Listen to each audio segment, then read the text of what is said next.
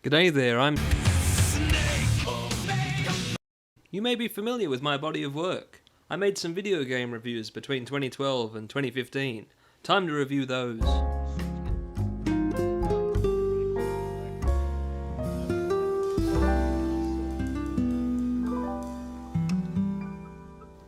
In August of 2012, I just finished making one video for each of these 14 Net Eurozone games on a demo disc. Then I made this review of some Net Eurozone games as a recap of what I thought of those 14 games. My opinions have changed quite a bit since then. I was needlessly harsh on games like The Incredible Cone Man, and very vague in my endless praise of Total Soccer Eurozone and Between the Eyes. Of course, I was only 15 then. I've changed a lot since. I'd love to do a new series on all these games in higher quality, in all senses of the word, and a new re-review. So, 5 months had passed since Net Eurozone, and I'd been making gameplay videos and gotten bored of that. I uploaded a channel update saying I was switching to only doing reviews, starting with Gran Turismo 2, which I now count as my second review because Net Eurozone was one. Gran Turismo 2 was the first game I ever owned. It was formative to me in my love of video gaming and cars, because I was playing it since before I turned 4 and could hardly make my way around Tahiti Road.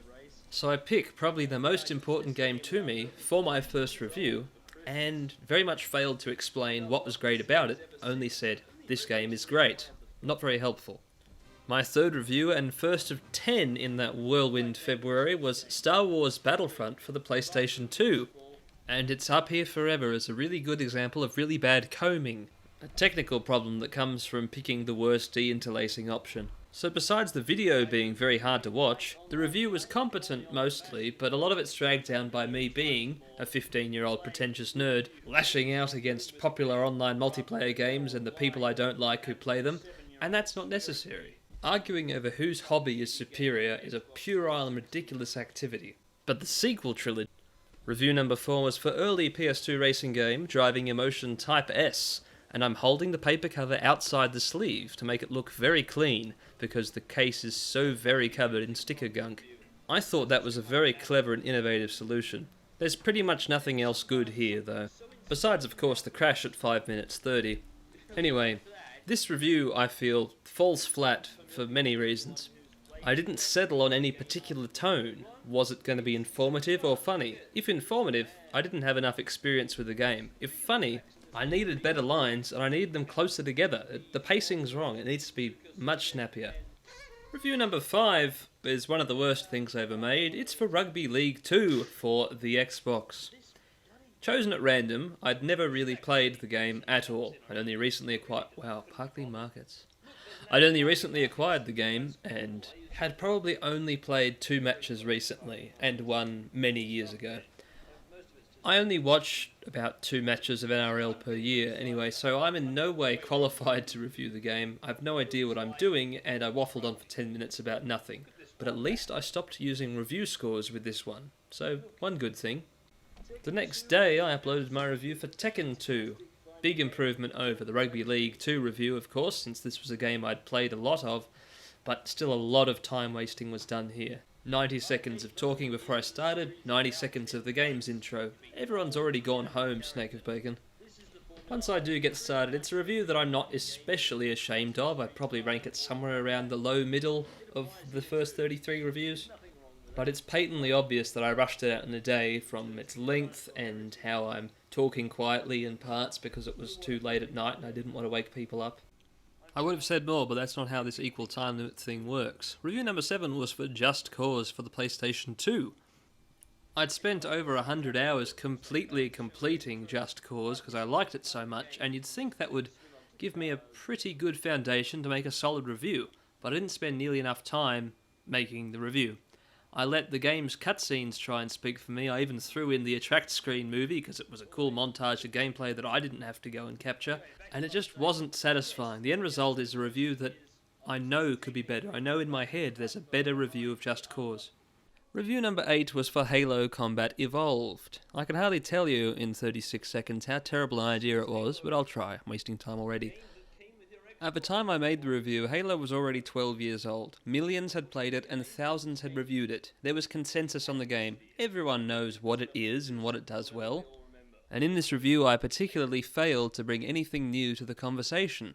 Instead, all I did was introduce it, say it was a bit overrated being at the top of the Guinness World Record Games Edition poll for the best games ever made without giving a reason why, and I couldn't give a reason why because I hadn't even finished half the campaign. I didn't mention the multiplayer and the reviews in the wrong aspect ratio. Bad. Review number 9 was for 2007's Formula 1 Championship Edition for the PlayStation 3. And the review, while it's no journalistic masterpiece, is a step up from the previous one. Like too many of my earlier reviews, this was a game that I'd not played very much of. I had played the demo quite a few times over the years before I could find a copy of the game for myself, so I already knew what I liked about the game and how it compared to its contemporaries. I hope the demo is still downloadable. And now I think about it, if the viewer is only looking for a recommendation on whether to buy the game or not, I think I've answered that with my review. Gesundheit! Review number 10 was for Tony Hawk's Pro Skater 2 for the PlayStation. Oh, look at its paltry view count in comparison to the previous one. Feel no pity for it. It does not deserve your views. There's nothing to see here. It's an 11-minute long review with precious little reviewing done in it. There's a 2-minute gameplay montage in the middle of just me doing some very average gaps. And when that's not even the biggest time waster, because most of the review is stupid things like, you can play in the wrong aspect ratio to have more room in split screen, which doesn't make any sense. At least I found a good use for Pinnacle Studios' wonderful transitions, though. Following on from that little mess was this much larger mess called GameCube Week, my spontaneous decision to review 5 GameCube games I'd hardly played. Dark Summit was not one of them, even if you spotted it for a second. It was replaced with Rogue Leader. So why 5 GameCube games in a week? Because I had 5 roasted crickets to eat that I got for my birthday. Probably, I don't know what the real reason was. It was probably that. But just quickly, Wave Race Blue Storm, since we've used up most of our seconds. The review I shouldn't have made because I hadn't played enough of the game. All I said was all I knew. The game was pretty fun, very hard, turbo button tries to kill you every time. Review number 12, and the second of GameCube Week, was for SpongeBob SquarePants' Revenge of the Flying Dutchman, aka Spusprotfte, or SPSPROTFT, whatever you want to call it. It was a really bad review because I'd only played 10 to 15% of the game, about as much as I'd played of Wave Race Blue Storm, but especially bad because this is a narrative adventure game. And then tried to do all of my editing in just a few hours, and parts of it make absolutely no sense. The sentences missing and other parts repeated. It doesn't work at all. Review 13 and the third part of GameCube Week, Mario Kart Double Dash. At least I'd played enough of this one to have an idea of what I was talking about. But that didn't seem to help me much, because once again, I demonstrated that I cannot make a good review in a day. Not every day, or I certainly should not try and make a review in a day. Because what happens is, I stop talking about the game's strengths and weaknesses and start talking about how many things you'd need to set up a big enough LAN party for Mario Kart Double Dash to work, because you need so many GameCubes and so on, or how a future game should have all the tracks. It's irrelevant. For Star Wars Rogue Leader, Rogue Squadron 2, I made the baffling decision to do my Gollum and Smeagol act for the opening crawl. Why? Yes, why, SnakeOfBacon's? Don't ask Master rude questions. Get it. Yes, SnakeOfBacon's is a moron using Gollum and Smeagol voices at the wrong time. And they only sound right if the dialogue's right. So, anyway, that was a waste of time. Shouldn't have reviewed this game. Hadn't played enough of it, just like the last one. You're seeing a pattern here. I need to play games before I review them. And we finish off GameCube Week with the same quality it always maintained. None. With Super Mario Sunshine. Another game I'd played not nearly enough of to try and attempt to think I could review it. And much worse than usual, it depends on hearsay, talking about how other reviews weren't kind to it in the time of its release. What other reviews? Do I remember reading those reviews back then? No. Had I even read any of the reviews, or just the Wikipedia article that mentioned that? I mean, come on, Snake of Bacon, this is terrible practice. Never do a review like this again. This is bottom tier stuff. Review 16, Dragon Ball Z Budokai. Ha, I said it. Dragon Ball Z, I'm sorry. It's Z in Japan. I'm glad GameCube Week's over. So here was a game that I'd played quite a lot of, and wow, I used to be good with Hercule.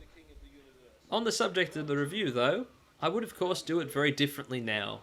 There was too many very long pauses, and other parts I'd write differently to be more humorous or informative or whatever, but for the time, not too shabby. I especially like playing tennis with a key ball. That's good. Review number 17 was for Assault Suits Valken for the PlayStation 2, a port of a 1992 Super Nintendo game, re-released in 2004 and 2005 for PAL. Anyway, this is my most disliked review, and it's easy for me to see why. I was needlessly harsh on the game, and didn't make it clear enough that I have no problem with Cybernator. Granted, I haven't played very much of it. I played a bit of this PS2 game and decided I just could not like it. Then I played the original in an emulator and saw how much more I liked the original. And if this were a decent review, I would have compared the two. Review number 18 was for Midtown Madness 3 for the original Xbox, exclusively. I'd love to play it again, but my original Xbox is dead. On the subject of the review, it was very short, 5 minutes in comparison to my average of 8.5 or so. And the review was like a list. Yes, it has these cities, it has a variety of vehicles, it has checkpoint races and great multiplayer options. But did I mention the wonderful animations, the attention to detail put into those cities, the emergent gameplay to be found within? Those are the things I should mention in a review. Review number 19 was for Suzuki All-Star Extreme Racing, maybe All-Stare. Anyway, for the Sega Dreamcast! My Sega Dreamcast died in the process of making this video, and I resurrected it with toothpicks into its power supply, and the problem has been fine for the last 8 years. I haven't checked it today, it could be dead. That shouldn't have taken up half the review, and certainly not half the re-review, but it did, and that's the past. As usual, it suffers from my early reviews' lack of perfectionism, but I have got a fairly competent description of what the game is all about. I also threw unnecessary dirt at Ducati World Racing Challenge, which I shouldn't have done, I haven't played that game. My 20th review, known in Japan as Ryuga Gotoku 3, released in the West as Yakuza 3, and released in Australia as Yakuza 3, apparently, for the PlayStation 3 in 2010. You can file this one under Reviews for Games That I Really Love, but mostly fail to explain what I love about them because I improvise these reviews and don't spend enough time going back over what I've said and saying it again in a way that makes sense, and making sure that the whole thing has a structure that would make sense to an average person, such as not putting the story outline at the very end of the thing. Which is an odd name for a file, but it's in that cabinet somewhere. Review number 21 was for Chopper Attack for the Nintendo 64, and this one goes in the opposite category of games that I've hardly played at all and should not have reviewed, because in this case, the category name ended a while ago. In this case, I've played only the first level. And in fact, I've never beaten the first level. I've just attempted it with a few of the different helicopters in the game. And you know, in spite of how little I played, this is probably the best of those reviews for games that I'd hardly played. So it's got that going for it. I'll have to try and beat this level sometime this year. Review 22. Do not leave Pfizer Hex on your face overnight. Project Gotham Racing 2. One of the few reviews I've made that I don't think needs fixing immediately. I think it's mostly alright. And what is it that makes it mostly alright? Well, that would be the general tone I've achieved. Although it is a bit slow in parts, I think it's entertaining enough and informative enough about the game. And I even included some Luma keying. Yeah, that's some real editing work. It's pretty simple, but it's interesting. Review number 23 was Mortal Kombat Armageddon for the PS2. 40% of the video is taken up by the intro of the game. It's a bit much. Considering how long it is, I probably should have titled the video Mortal Kombat Armageddon Intro and Review. As for the review part, it needed some work. A lot of work. Because of course I don't write these reviews, I improvise them into a microphone like I'm doing now, and then retake over and over again until it's perfect. But obviously I stopped a lot earlier then. I did a few runs and quit at the end of the day, and I shouldn't do that anymore. Review 24, 2001's Gran Turismo 3 for the PlayStation 2. Much like how Gran Turismo 2 was my second review and totally needs to be replaced by a much more thorough and large review, so too does my review of Gran Turismo 3 A-Spec utterly fall short in chronicling what a marvellous game it is. The footage especially is terrible, and I make very bold claims about the AI being unbeatable because I was very, very rusty at the game, which I admitted, but somehow didn't connect the dots. Review 25 represents a paradigm shift. Well, I slowed down my schedule to one review a month, and Well, the first 3.5 minutes of this review is a review of what gameplay is offered in Cinderella. The other 6.5 minutes is the entirety of the cartoon.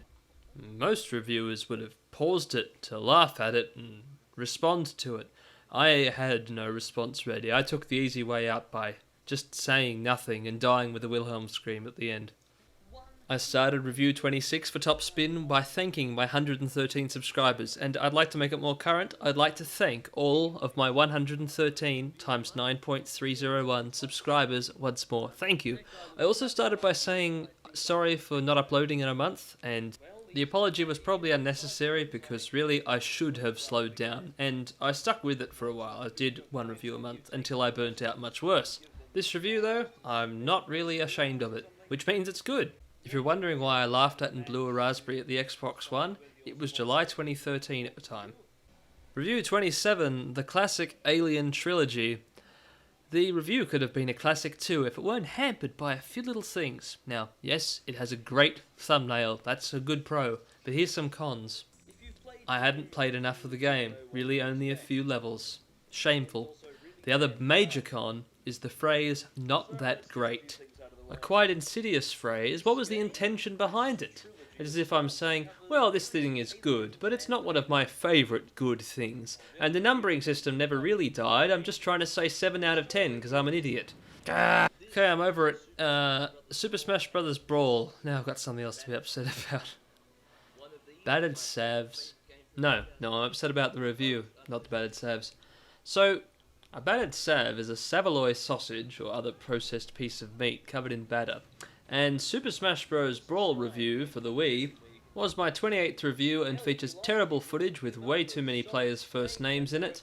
And the audio content is basically a rough draft of things I should have deleted. Too late they cry, it's canon. Yeah, well it's filler. You don't need to watch it. Review 29, Far Cry 2 for the PlayStation 3. Featuring Africa by Toto, without permission of course. Even without that, this is my measuring stick. And has been for over 7 years. Any review I made, I decided, look, it has to be at least as good as the Far Cry 2 review for me to be satisfied with it. Because uniquely among my reviews, the Far Cry 2 review sounds like an essay. Because I had such a clear idea of what, in my head, I wanted to say about the game. There are still parts of it I would change, but I'm happy with it. 5 months passed before my next review, and I had regressed a bit back to doing a bad Phoenix game, and probably doing it not even as well as Cinderella. There's only a few minutes of review here. There's over a minute of this loading screen with some music that I made in Fruity Loops to show how long the loading screen was. And then there really is hardly any review left because most of the video is actually taken up by the story of how I bought 3 copies for 6 cents at Big W and how you can win one of them. Well, you can't now because someone has actually won that one. The contest's over. So, 5 more months passed and a thoroughly unhappy Snake of Bacon returned to try and review another one of his favourite games. And since I wasn't happy with the footage I got, I guess that dragged everything else down because once again I was unsure of how to introduce the game, what to say, and basically felt I'd failed before I'd even started probably. I don't know, I can't remember back then, but I know I sounded really defeated during this, and it's a review that needed a lot of work. But wait, it got worse. Only those last 2 reviews got made in 2014, so in 2015 I set out to make more and uploaded a trailer. Here's one of those reviews that did end up getting made for Earth Defense Force 2025. My favourite game of 2014. But the review... I was obviously just so tired, burnt out, depressed, you name it. It didn't turn out well at all. It's just hard for me to watch, and I suppose for you as well. It's slow, it doesn't make sense, it needed so much more revising, and I know I could have done it so much better. It just really upsets me to see how poorly I put the whole thing together. I aimed to upload 4 more reviews before the 31st of March, and only finished this second one, and even then, 18 days late. And the finished product is probably the straw that broke the camel's back. I was so disappointed with what I'd made that I just stopped making content. Had no uploads for 14 months, went back into making gameplay videos, found some small success with SX Tricky again, and here we are. I've made a review again. The first review of Season 2, SnakeOfBacon's signing out. Many thousands of years ago, the relationship between man and cattle birthed civilization. Bartering, farming and ploughing, milk and other dairy products, and beef. Some people chose to worship cows and bulls for the wealth they provided mankind, and some other people chose to attempt to sit on them for as long as they could, for fun and attention. G'day there, I'm Snake of Bacon, and this is 8 to Glory, the official game of the PBR. And the PBR stands for Professional Bull Riders. It's a bull riding game for the PlayStation 4. This hat is too small. I bought this game, this 2018 release for the Xbox One and PS4, and not the only bull riding game ever made, but the only one on this generation of consoles. I bought it because it interested me, and it was $9, and I thought, well, that is an unusual thing to see at EB Games. Anyway, we've had more than enough preamble. This is what the game involves. It involves riding bulls. What did you expect? Anyway, I'll show you how it works. This is a fairly early bull in the campaign. So first you play this little game to decide how much grip you get. You know, one of those sliding bar, hit the sweet spot things, as seen in pretty much every golf game ever made, to decide how much power your driving shot gets. Then you tap R1 or right bumper on Xbox when the ring touches the orange ring, while also moving your stick left and right when the edges of the screen flash, like in that one MX vs ATV game. Reflex, that's right. Then the bull does a combo in mid-air, as bulls do. Then you pull off the bull's combo with the same timing. And then you hold on for the remaining second and a half, and that is one 8-second bull ride. It was stretched out to about 40 seconds, you know, unlike 90 minutes of football, which is squished into a 20-minute thing. They have to make an 8-second bull ride longer to make a game out of it. And of course, a lot of preparation goes into a real bull ride too, but they're not going to make you, you know, play a eat your breakfast mini-game and put on your chaps mini-game. It's just a little bit of grip, holding on, slow-mo stuff, and repeat. There's 4, 5 or 6 bulls per event. If you don't get bucked off, you're guaranteed to win. Even if you do get bucked off one bull but ride the other 3 successfully, then chances are you will win the event. When you win, you get these bull dollars and you get PBR trading cards. You get equipment cards that make your stats better and make the game easier, and rider cards that you can level up to also increase your stats, which just makes the game easier. You can sell the cards you don't want to get more bull dollars, and then spend those bull dollars on more booster packs of cards. There's nothing else you can do with the money, and the only thing to do with the cards is to keep selling them until you get the ones you want. It's not a complex economy, there are no further systems. Ride bull, get money and cards, swap money for cards, swap cards for money. So, later in the game, the bulls get much more difficult. Sometimes their combos are extremely fast, like this one, and if you miss the first couple, because you're just overwhelmed by how many buttons there are, you know, you will fall off.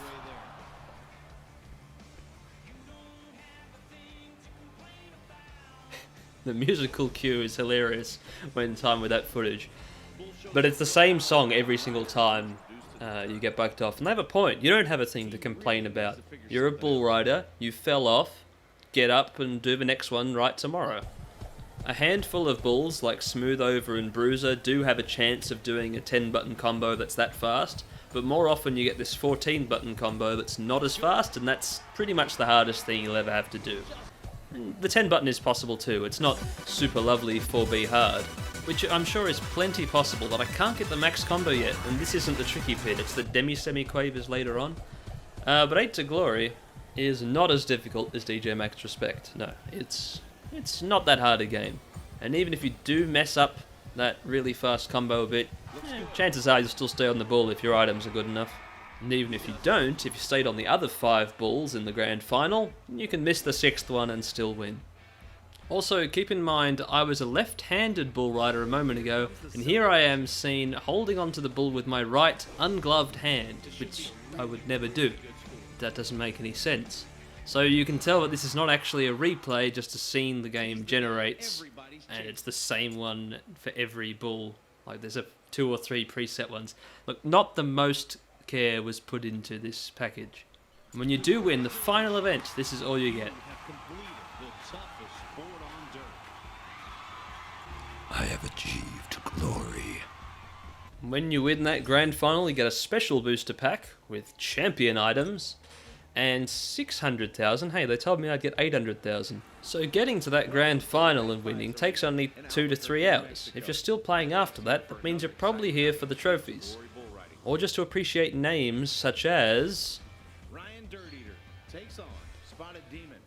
Dirt Eater.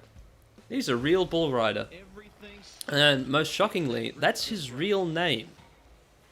He didn't adopt the name Ryan Dirt Eater. This man was born Ryan Dirt Eater. Oklahoma truly is a different planet. I love the commentary.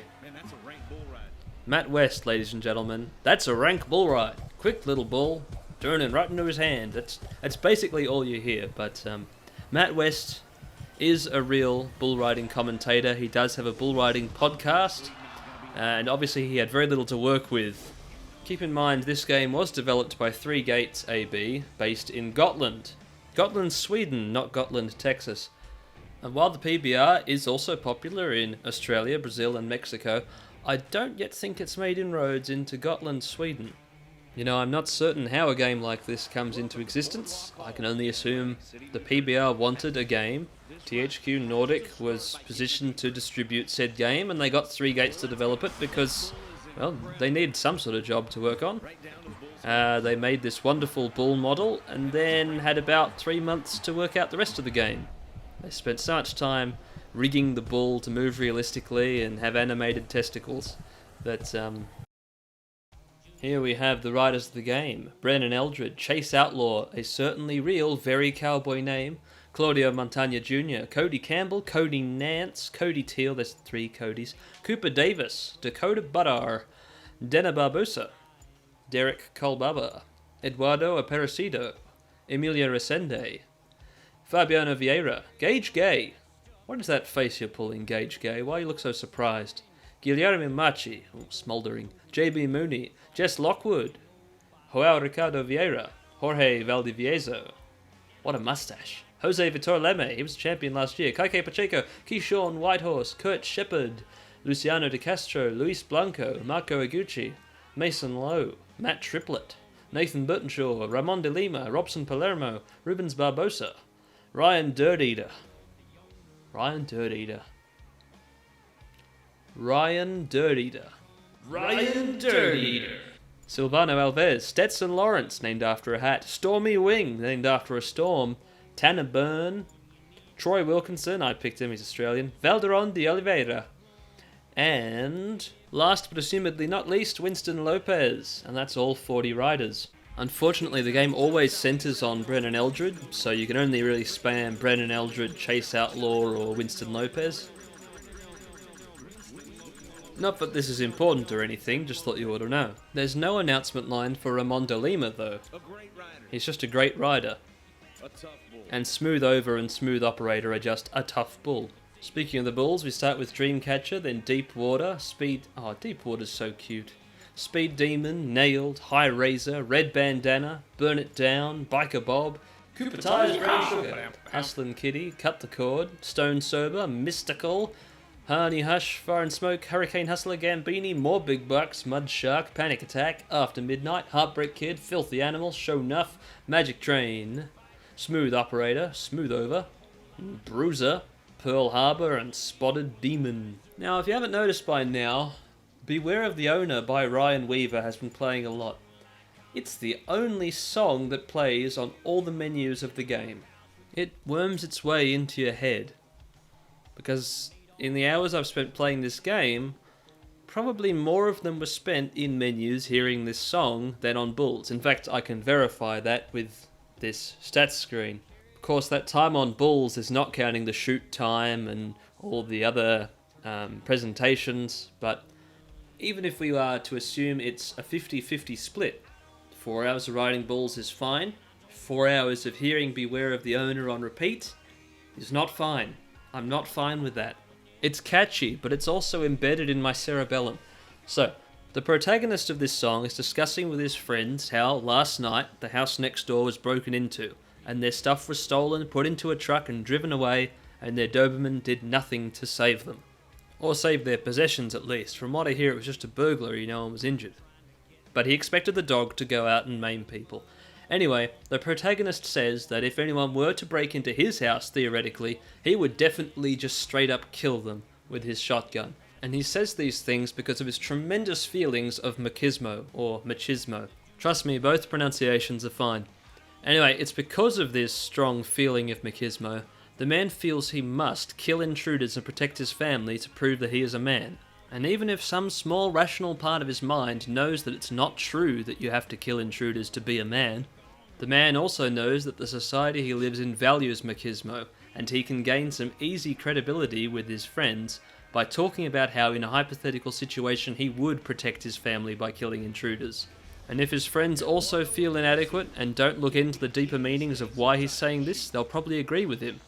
His better friends might ask, "Mate, what's going on at home? Why do you feel you need to go kill a home intruder? Being robbed is quite a terrible experience, you don't want that. If you need to prove yourself as a man, just be a good listener and help people out with stuff if they need it." Back to the game, let's go back a few seconds. I got a perfect on the grip. Yeah. Could have been more perfect. Nice indeed. Oh, like Gears of War. Nice! That's my Marcus Phoenix. Now that's a nice little detail they added. Here's a nice big detail they omitted. Jorge Valdivieso has an amazing mustache. His character model does not. It looks nothing like him, and most of the character models don't look like their riders. I'd say it's probably there's only a few models that are just slightly tweaked. They just, change a hair colour here and there. I suppose it's fair enough. You don't really look at the character models up close very often in a bull riding game. Well, not in this bull riding game. Oh, see that bull bar down the bottom that has another little timing based thing? Don't ever worry about that. It does nothing. It might do something, but in 180 bull rides, I don't know which button activates it. I'm sure they showed me once in the tutorial or something, but I don't think it's important at all. Certainly not necessary to beat the game, at least. There is also a 2-player offline mode, where one player plays as the rider and one player is the bull. I assume the bull then can set combos, and maybe that bull bar does something there. But I have not had a chance to try out 2-player mode because, honestly, I didn't notice the option was there until I was quite far into the game, and I don't feel like asking anyone to come play 8 to Glory with me. In conclusion, would I recommend 8 to Glory based on my experience with it? Well, that depends what sort of person you are and what you think of what you've seen. Do you want to just own it because it's usually less than $10 and is so loaded with PBR Celebrate America signs that if it was any more American, it would have to be a Monument Valley Dodge Ram, American football cheerleader, Bald Eagle, 44 Magnum, tailgate party, red solo cups, beef brisket, B2 Spirit, stealth bomber, apple pie with cheese? If that's what your collection's going for, I think you're on the right track, but may I suggest Metal Wolf Chaos XD, which is also an extremely American game developed far outside America, which I'm not yet ready to review because I've not finished, but from what I've played I know it to be good. Anyway, if you are buying this game for its novelty, yes, I can vouch for it there. I bought it because it was an unusual and novel thing to see for $9 in an Australian EB Games. There must only be 1,000 copies in this country, and when you can get it for less than a very nice burger, but more than a very cheap burger, so about the price of a mid-range burger, I'm going to have lunch. Alright, what I ended up making was like a leftover sausage burger. There's a chicken sausage and some beef chipolatas, some processed cheese, a fresh hash brown, and I fried an egg, S&W mayo, sweet barbecue sauces, and it was really delicious, and that's all my kilojoules for the day. But it totally fell apart. Worst constructed burger I've ever made. Just totally wrong. But 8 to Glory is better constructed than that burger, but doesn't taste as good.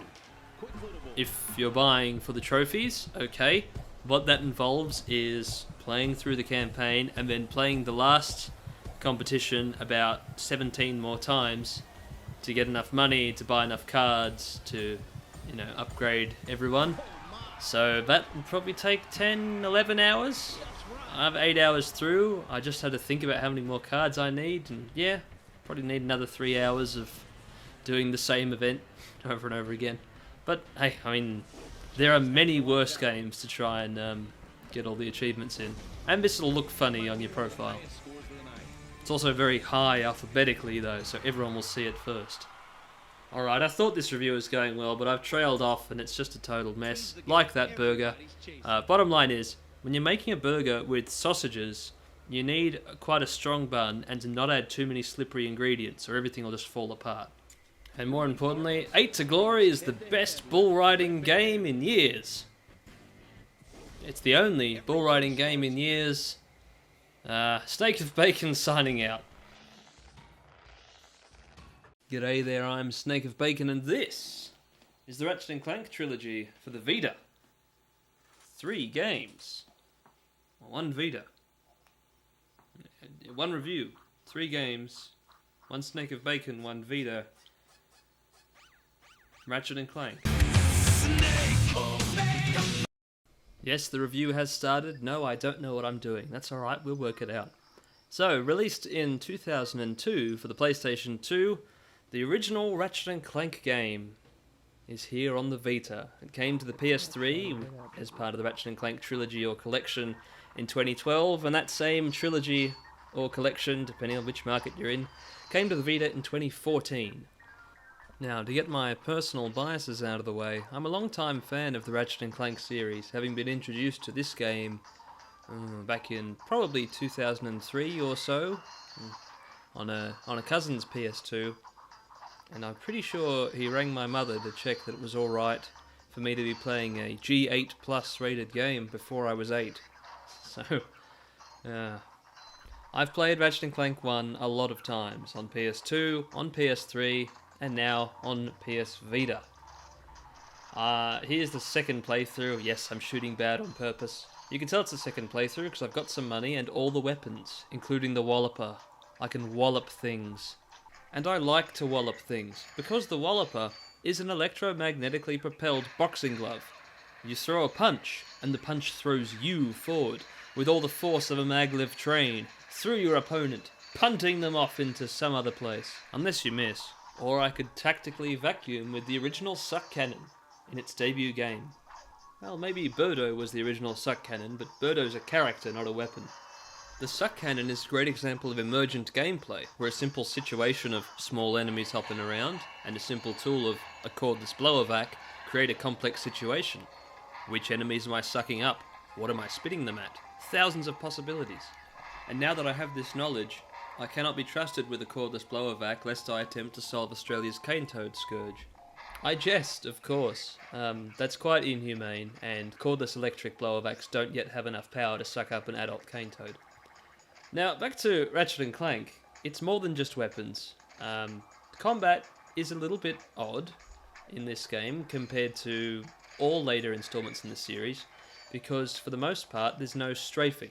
There's hover strafing very late in the game, but it's not really useful in many situations. You can go the whole game without ever using it, but you have to get accustomed to doing combat quite differently to how you would in most modern action games. Because this is, of course, a hybrid between a platformer and a third-person shooter, and it still handles much more like a platformer.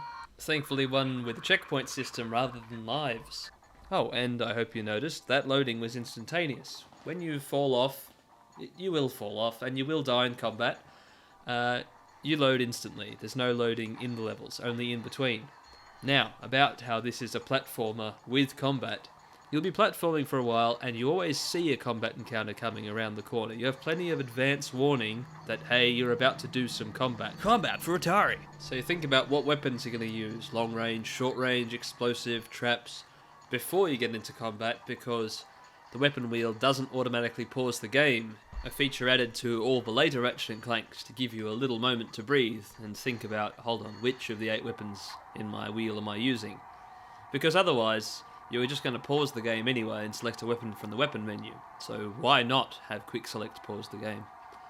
But despite all these odd idiosyncrasies, like the strange aiming and all that, it's an excellent platformer and just a great adventure overall. The character designs and animations and cutscenes and all that are really top-notch for their time and still look perfectly fine. It helps that they were going for a retro future sci-fi cartoon art style. It's timeless. Not just the tart style. I can go for a lemon tart. Some other time though, geez, today I've eaten pretty much nothing but Easter eggs. As I was saying, it's not just the art style that makes this game timeless. It's the way everything is structured to be so immersive and so true to one aesthetic. The art style, the UI, the music by David Bergeau, the in-game tutorials being in-universe tutorials for your gadgets just for immersion. They're really good. They're fully voiced weapon tutorials. I don't know if I can get footage of one. Looks like I don't have that footage, but this review's been delayed too long. The Metropolis level early in the game is stunning. There is such a density of stuff here.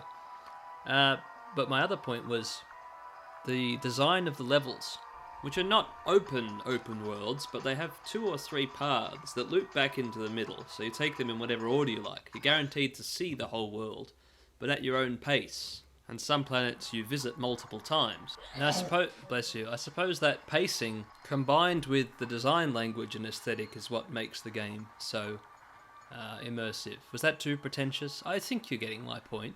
It's a game with a great atmosphere, and hover trains. Right, but I'm supposed to be reviewing the PlayStation Vita version of Ratchet & Clank, and all that I've said so far can be applied to the PS2 or PS3 versions as well. What specifically makes Ratchet & Clank on the Vita good or bad or different?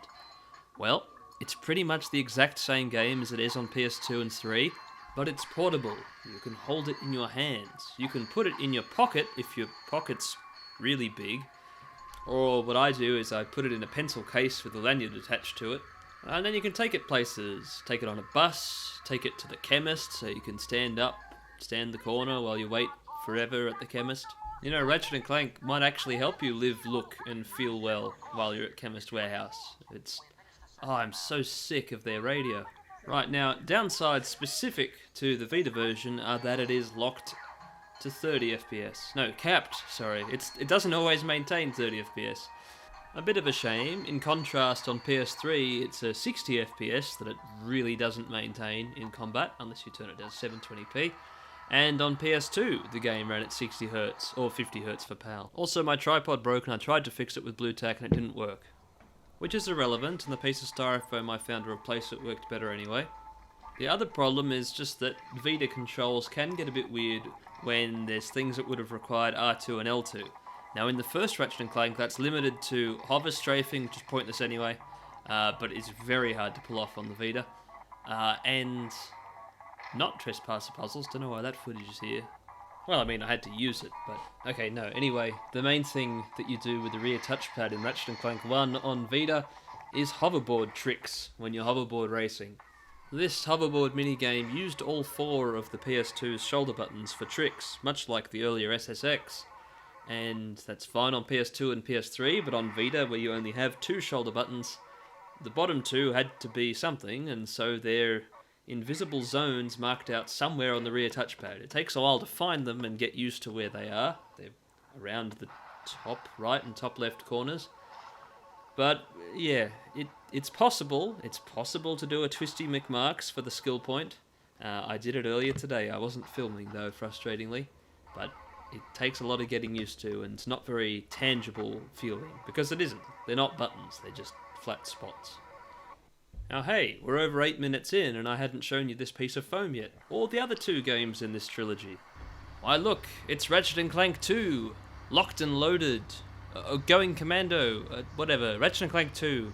Ginga no Commando, sir. Doesn't matter what it was called, it had different names in different markets. The one where combat started to be emphasised much more, and Ratchet gained a strafe button, greatly enhancing his ability to dodge stuff and aim at things.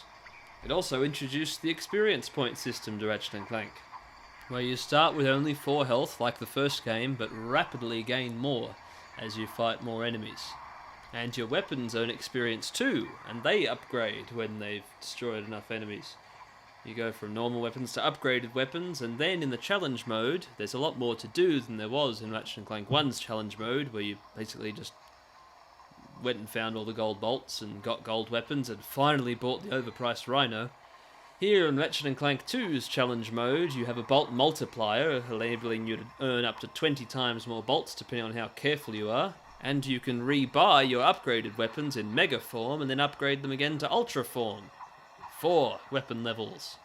So many of the core features of most Ratchet & Clank games were introduced with this one. So to reiterate, weapon leveling, player leveling, strafing, charge boots. Yep, they're easy to misuse, but they let you move very quickly.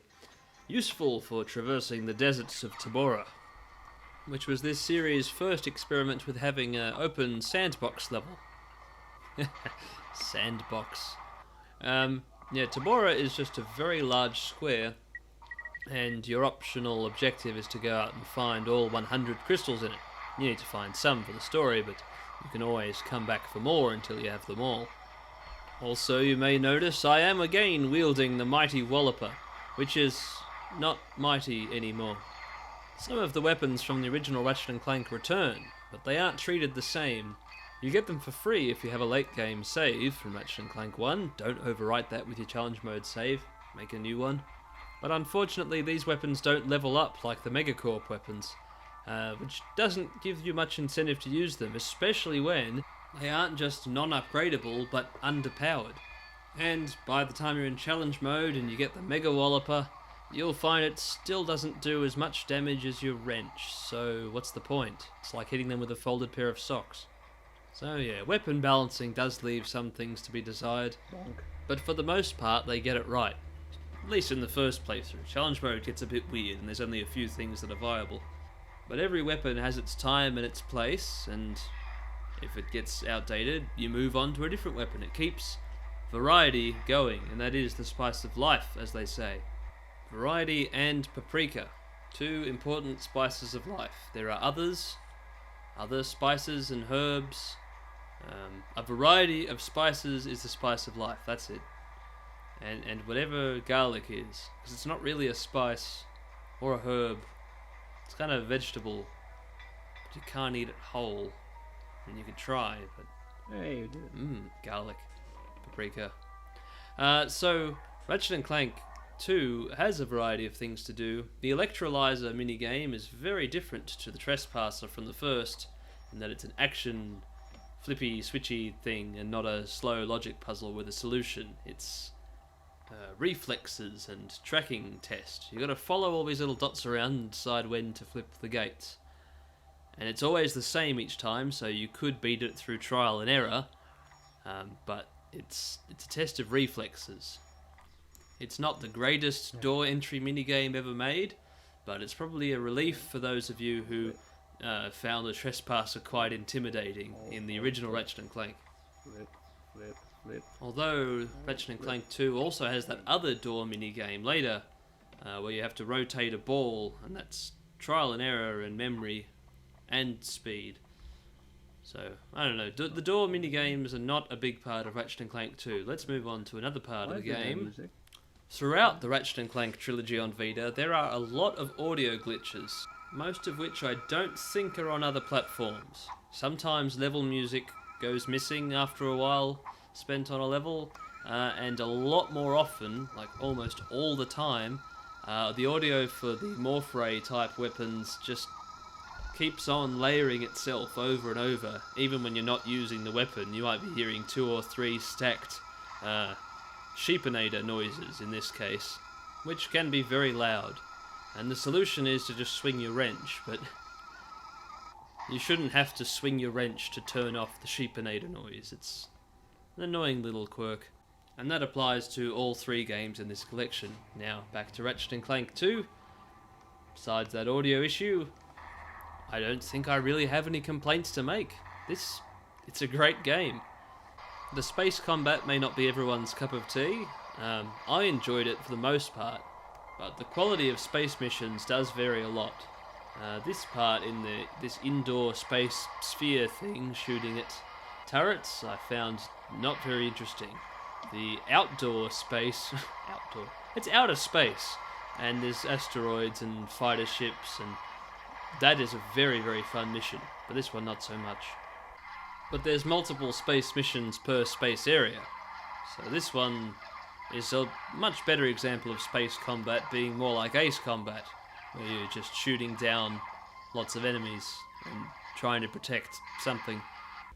I filmed this part in 4K for some reason, and if it looks much better I'll know to film all Vita stuff in 4K, but anyway, Ratchet & Clank 2 was an excellent sequel that had platforming and story just as good as or better than its predecessor, and much, much better action due to the improved controls, so it's easy to see why it's so highly recommended by so many people. I didn't get to play it until 2012 as part of the PS3 HD collection, because I never owned it on PS2 as a kid.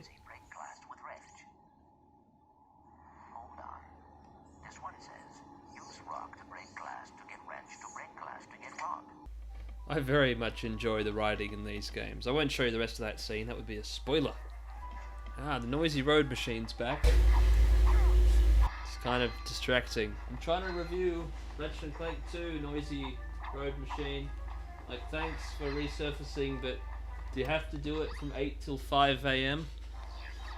Anyway, Ratchet & Clank 2 is a great game, and, you know, it doesn't matter that I didn't get to play it when I was 9, because getting to play it when I was 15 was heaps of fun anyway, and playing it again now on Vita whenever I want to is it's a great thing to have around.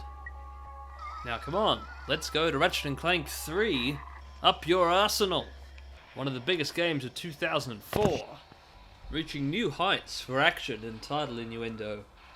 And rather than just being another Ratchet & Clank adventure, this is more like Ratchet & Clank participating in a galactic war, occasionally driving a vehicle.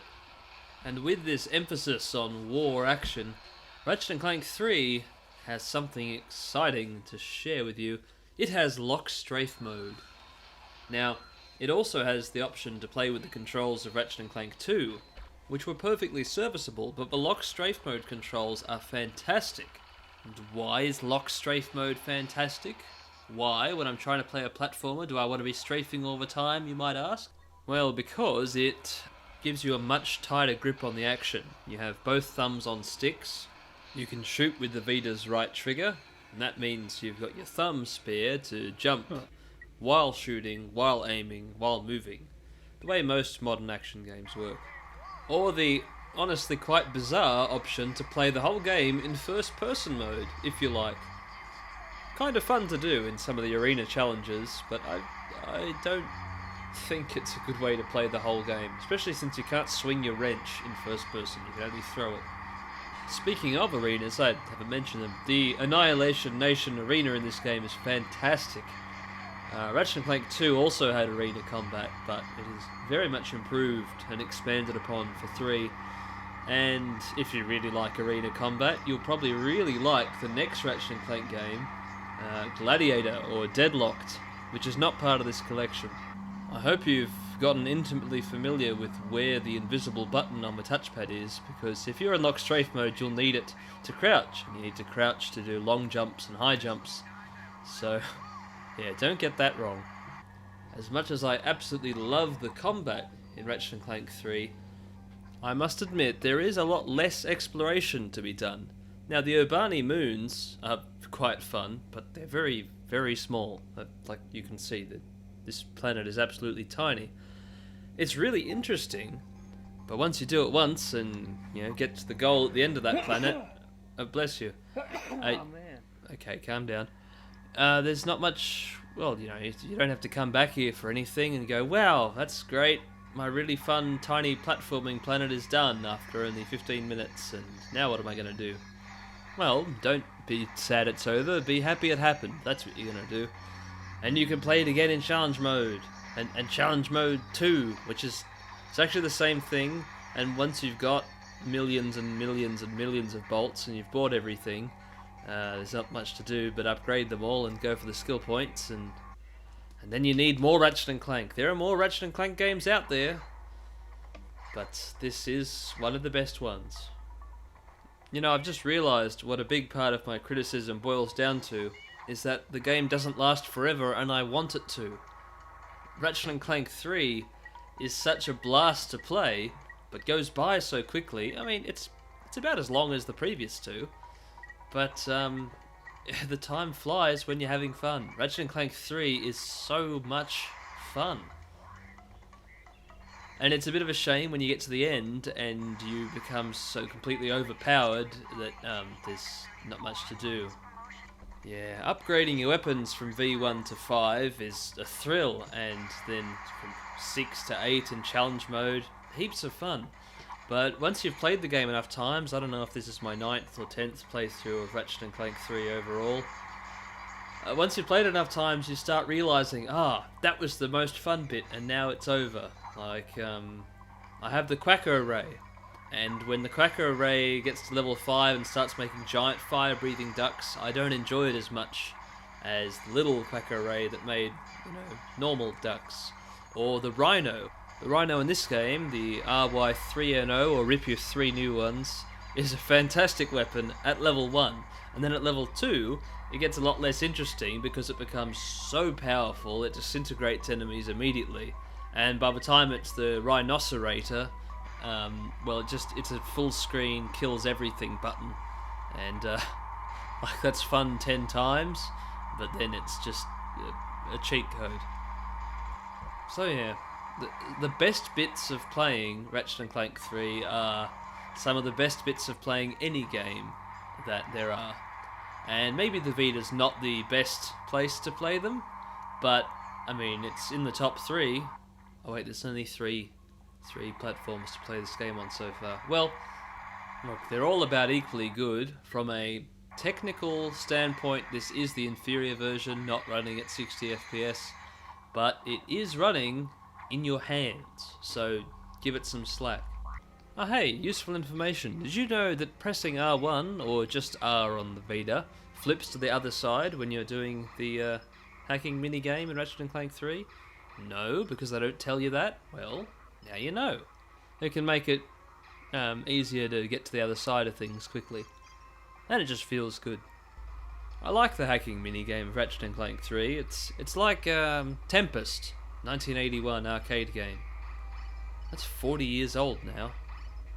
And if you played Tempest in the arcades as a kid, and your children may have been playing Ratchet and Clank as kids, and now they're having children too, and you, the Tempest player, are in your 50s, and you may have just bought a new MX-5 for 36 grand, plus on-road costs. Now, I don't have 36 grand plus on-road costs, and I don't know what the future holds, but hopefully in 15 years' time I'll be able to buy it off you significantly depreciated, and it'll still be in good condition because you babied it.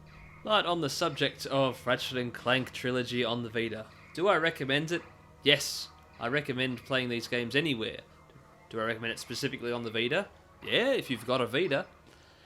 Do I recommend you buy it in 2021? Well, I bought it very late last year, having no idea that there were plans to shut down the store, which has just become a thing that's apparently going to happen. That started as a rumour a few weeks ago, and now it's officially fact. Sony is closing down the storefront to buy this game in July. Oh, but if you buy it before July, surely you'll still have rights to access and download this thing forever. Well, no, nothing's forever. For a long time, I hope, but I don't have many high hopes from Jim's Buy a Sony. PlayStation 5. They, I don't know what's going on anymore. And because nobody knows what's going on anymore with the Vita store and stuff, a physical copy of Ratchet and Clank Trilogy on the Vita is worth, I don't know what it's worth, but they're going on eBay from anywhere between 80 and 300 Australian dollars, so people are going a little bit nuts. So, to review your purchasing options using Australian dollars, it's digitally $32.95, and that's cross-buy, so you get it on PS3 and Vita that way. But that option's disappearing soon, and that really sucks. You can get it physically on Vita for a fortune, You can get it physically on PS3 for a smaller fortune, less than Dead or Alive Extreme 3 fortune in Australia, but more than DHD Collection retailed for new at 50. So, there's no shortage of PS2 copies of all 3 games for reasonable prices, so that's probably the cheapest way at the moment. And look, the footage is looping. You've seen this crash before, as much as it was a great moment. It's a good indicator that it's time to quit. The Ratchet & Clank collection on Vita. It's great. But buying it is a very complicated situation.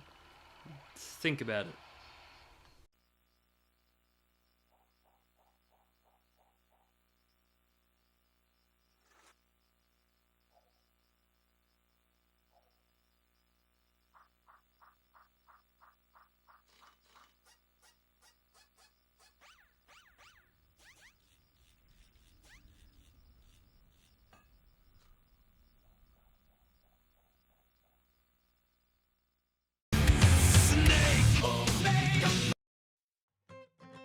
I love a good bargain. Whether it's cheap clothes, dairy products that are about to go off so they're heavily discounted, or games on sale. Oh, how fun it is to browse the PlayStation Store and see all the things that are 70, 80, or in this case, 90% off, which is twice as good as 80% off. You know, mathematically, it's double the discount.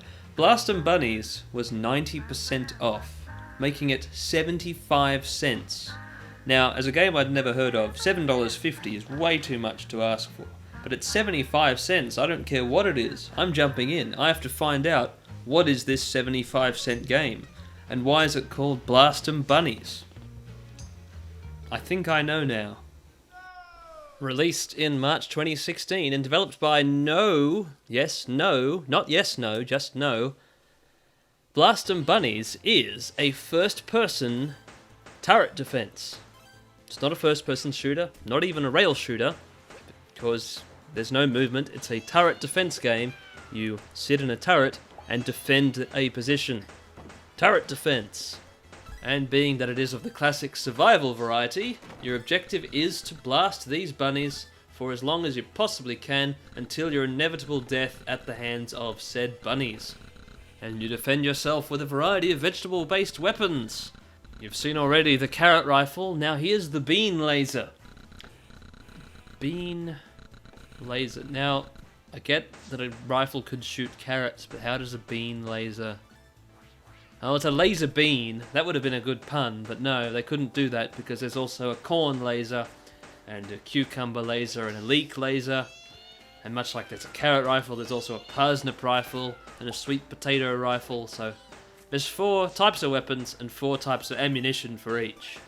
There are 8 types of enemy bunnies, all your usual enemy archetypes, fast ones, slow ones, ones that kill you with martial arts, ones that bomb you, and then, yeah, that one there, the throat slitter bunny. That's the official name. Here's a picture from the game's website.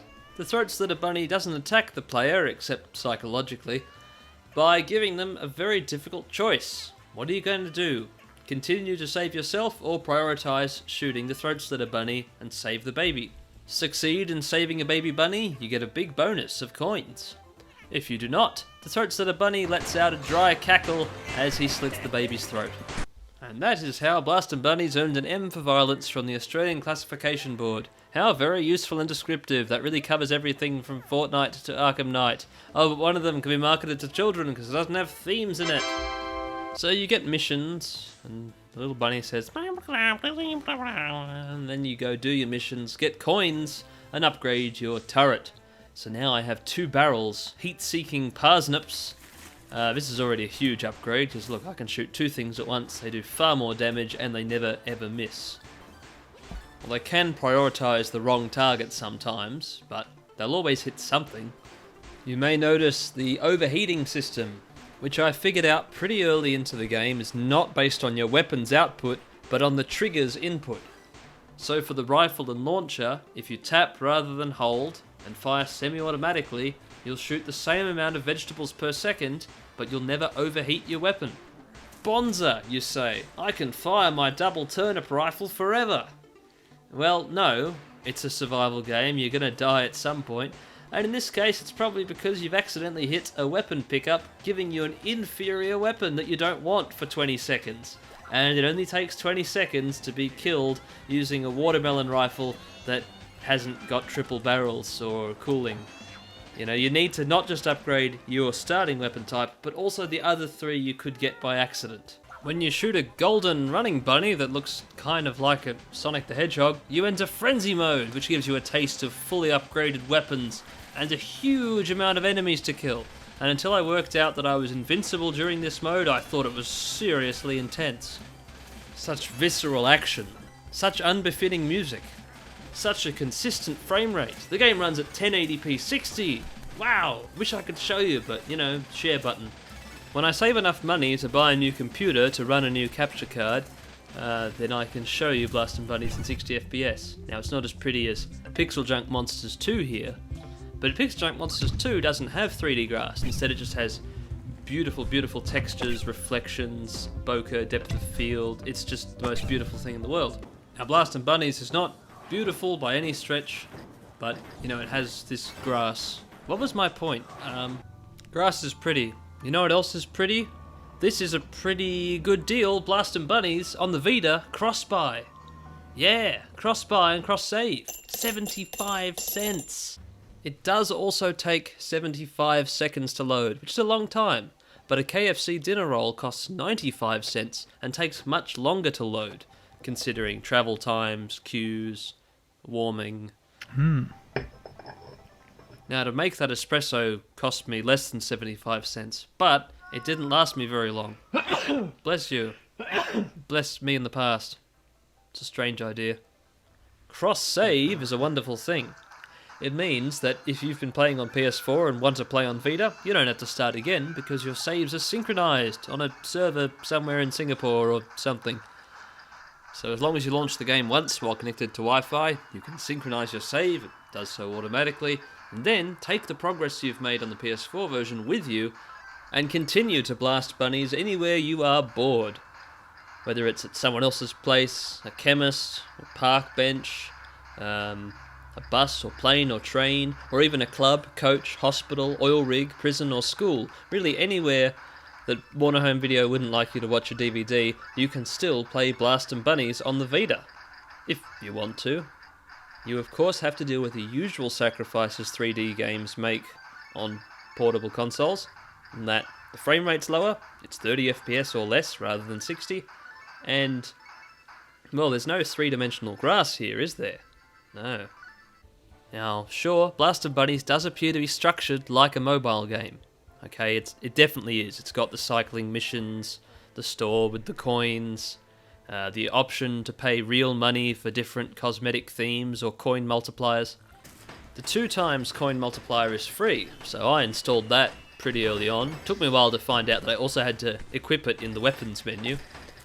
But there's also 5 and 10x multipliers that stack, so you could be earning 100 times the coins you shoot. Of course, that's totally unnecessary, because even with just the 2x multiplier, I had enough coins to buy every single weapon upgrade in the game in under 6 hours. And I didn't realise that I had to turn the 2x multiplier on in the weapons menu until pretty far in. So, that's a good thing. It's a good thing that Blastin' Bunnies ends. So you can go, well, I've finished it, and I'm happy, and I can move on to something else. It's a complete experience, and you can walk away. You'll be a changed person, but you can walk away. It's not like, I've got to help Austin, the insidious Basil Fawlty ripoff, to renovate his house or garden, or whatever it is he's doing now. And oh, surprise, surprise, there's thousands and thousands and thousands and thousands of levels, and they never ever end, because they keep making more levels, because people keep giving them money, because people give them money so they can get to the end faster, but there is no end. You don't have to worry about that in Blastin' Bunnies. You have a whole different set of things to worry about. For example, evil bunnies are never explained. Where did they come from? What are they doing? Who called them evil bunnies? Sure, it's easy to justify them as evil bunnies. Some of them slit babies' throats. But what's their objective? Now, if I were a human farmer, I might be shooting bunnies because the bunnies are going to eat my vegetables and I need to sell my vegetables at market to maintain my livelihood. But I'm a bunny shooting vegetables at bunnies here. The vegetables are plentiful and the bunnies drop money. Why do the bunnies drop money? I don't know. All I know is blast 'em bunnies. I sleep at the turret. I wake up at the turret. I die at the turret and I wake up at the turret again. Or am I being replaced with another bunny? Is it a time loop or multiple bunnies? Why does shooting a bunny with daikon cause more daikon to rain from the sky? Who's supplying the evil bunnies with turnips? How do bunnies glide with their ears? When's Gran Turismo 7 coming out? Why are the sweet potatoes just purple carrots? Why is the video still going? Why do I feel the urge to air fry some carrots? So tasty. Leave the skin on. I don't think it's bitter. I think it's delicious. Blast 'em bunnies!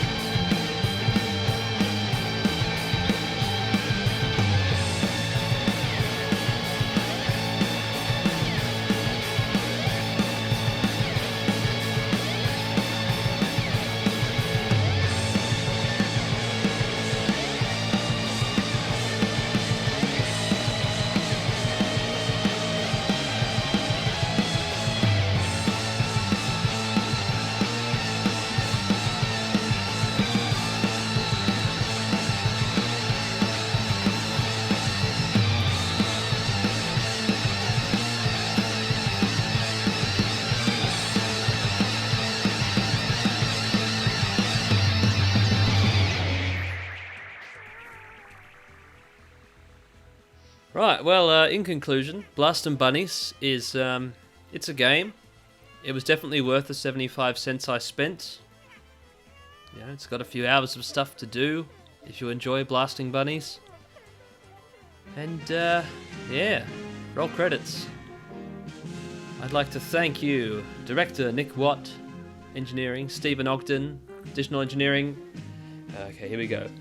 Peter Budrzejewski, Yurek Mendez, Nick Watt, Jamie Watt, Albert Suzantio, Jack Gillespie, Well Placed Cactus. Oh, okay. Stephen Ogden, Bruce Thompson, Nick Watt. Additional QA done in Sydney. There you go. Fire Engine Team. Voldo? Wow, Voldo. Oh, New South Wales Government. Right, well, yeah, Sydney. Oh. Fancy that. Thanks for watching. Snake of Bacon signing out. Soon. Yeah, Blast 'em Bunnies. You want to join my Discord? We'll talk about Blast 'em Bunnies. 75 Australian cents. G'day there, I'm Snake of Bacon and this is Dead or Alive 6.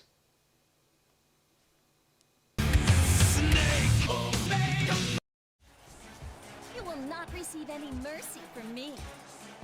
I don't have time to play games with you. It's a fighting game. Health bars, rounds, sexy people kick each other in the face.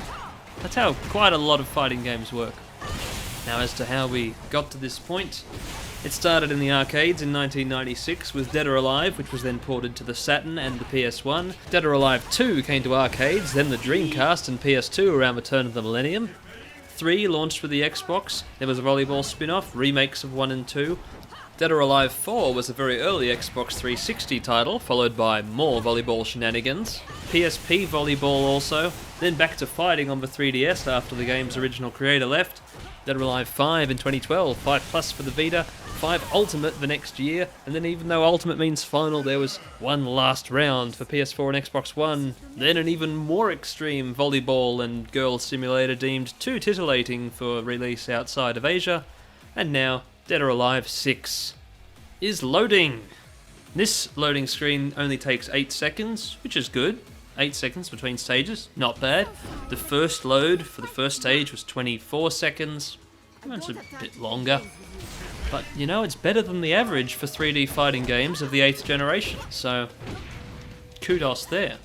Now this is some gameplay from arcade mode's second lowest difficulty, and sure, the next 6 fights are more difficult than this, but this is a very slow bot. It's walking around in circles, attacking very infrequently. On higher difficulties though, they're very aggressive and actually behave somewhat like human beings. Look, in just these few seconds, after I blow Nico away and taunt her, she taunts me back, I interrupt her taunt so she starts blocking high, and then because I'm still striking high while she's on the floor, she kicks me low and wins. You provided me with some interesting data. Thank you.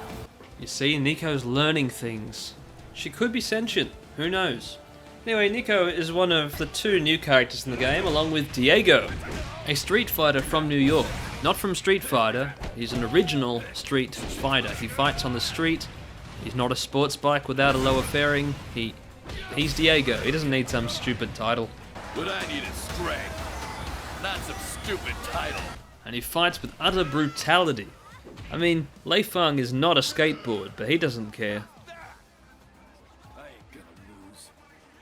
I guess not. Anyway, Lei Feng, are you alright? You just had someone do a nose ollie on your sternum. She's fine. These people fall out of windows and explode all the time. A real ninja. Well, show me. The joke here is that Diego doesn't yet understand that 1 in 4 people in the Dead or Alive tournament is a ninja. And I get it, you're a street fighter from New York, it's a bit hard to understand these supernatural ninja things going on. But, look where you are. Look at these giant eggs. What's in them? Pteranodons! Living pteranodons! There are some flying around, interrupting fights, but we just accept them as a stage hazard, and yet you're curious about these slightly supernatural ninja. Cretaceous dinosaurs are back. Someone is cloning them and putting them in eggs. Nothing laid eggs that big. Somebody stuffed them in there like some weird living Kinder Surprise as part of their amusement park with water slide. Who owns this place? Too weird, move on. Unlike Tekken with 1 button for each limb, or other fighting games that have light, medium and heavy buttons, the Dead or Alive games have punch, kick, throw and hold. Punch and kick explain themselves, and throw, well, most games you have 2 buttons to throw. This game has its own dedicated throw button. But hold is where things get confusing and interesting. You need to hold down hold to guard. There's no neutral guard, it has a guard button like Soul Calibur. But hold can also be used with a direction to counter any strike. Let's talk triangle system. Strike, hold, throw. Alright, here I'll explain. Strikes are beaten by holds. Holds are beaten by throws. Throws are beaten by strikes. Triangle. Triangle.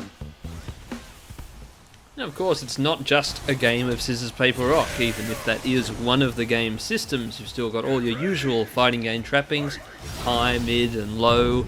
Some attacks being faster than others. Your spacing, sidestepping, and now, of course, a special meter bar. You know, the one I used 9 seconds ago to shoot that blast of electricity at Mila. Yes, the cliffhanger system from Dead or Alive 5 is gone and replaced with this new pink special bar gimmick. As depicted on the back of the cover, you can punch Jan Lee in the face really hard. Which may sound unnecessarily harsh, but it's not. If you've fought Jan Lee, you know. He needs it. Oh yeah, you're so cool, Jeet Kune Do, you're the next Bruce Lee. You sound like Pingu, or the Orange Plonster.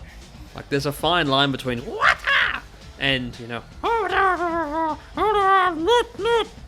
or the Orange Plonster is sort of like Elmo and Pingu and Jan Lee. Right, where was I? So the break blow is much like later Mortal Kombat games' X-ray attacks and Soul Calibur's Critical Edge and Tekken 7's Rage Arts. It's the simple flashy attack for underdogs to do lots of damage. It's also not the only thing you can do with the break gauge. If you've got a full break gauge and you don't want to use the whole thing on a break blow because it might miss, you can try a Fatal Rush combo that ends in a weaker version of break blow. It does less damage, but it's safer because your opponent can't escape Fatal Stun unless they do a break hold, Breakhold can escape any strike, even if you're in critical stun or fatal stun. Yes, there's 2 levels of stun. Yes, the tutorial will explain, whatever. My fists only get stronger with age. I'm sure they do, but time dilation. Elliot, you were 16 in 2005. Do you know what year it is now? 2011. You age at 1/3 our speed. I know we shouldn't lie to him, but we have to break it to him slowly. We don't want to confuse him with statements like Kasumi was an 80s kid. Back on topic, you can also use 1/4 of the break gauge to do a very fast sidestep punch.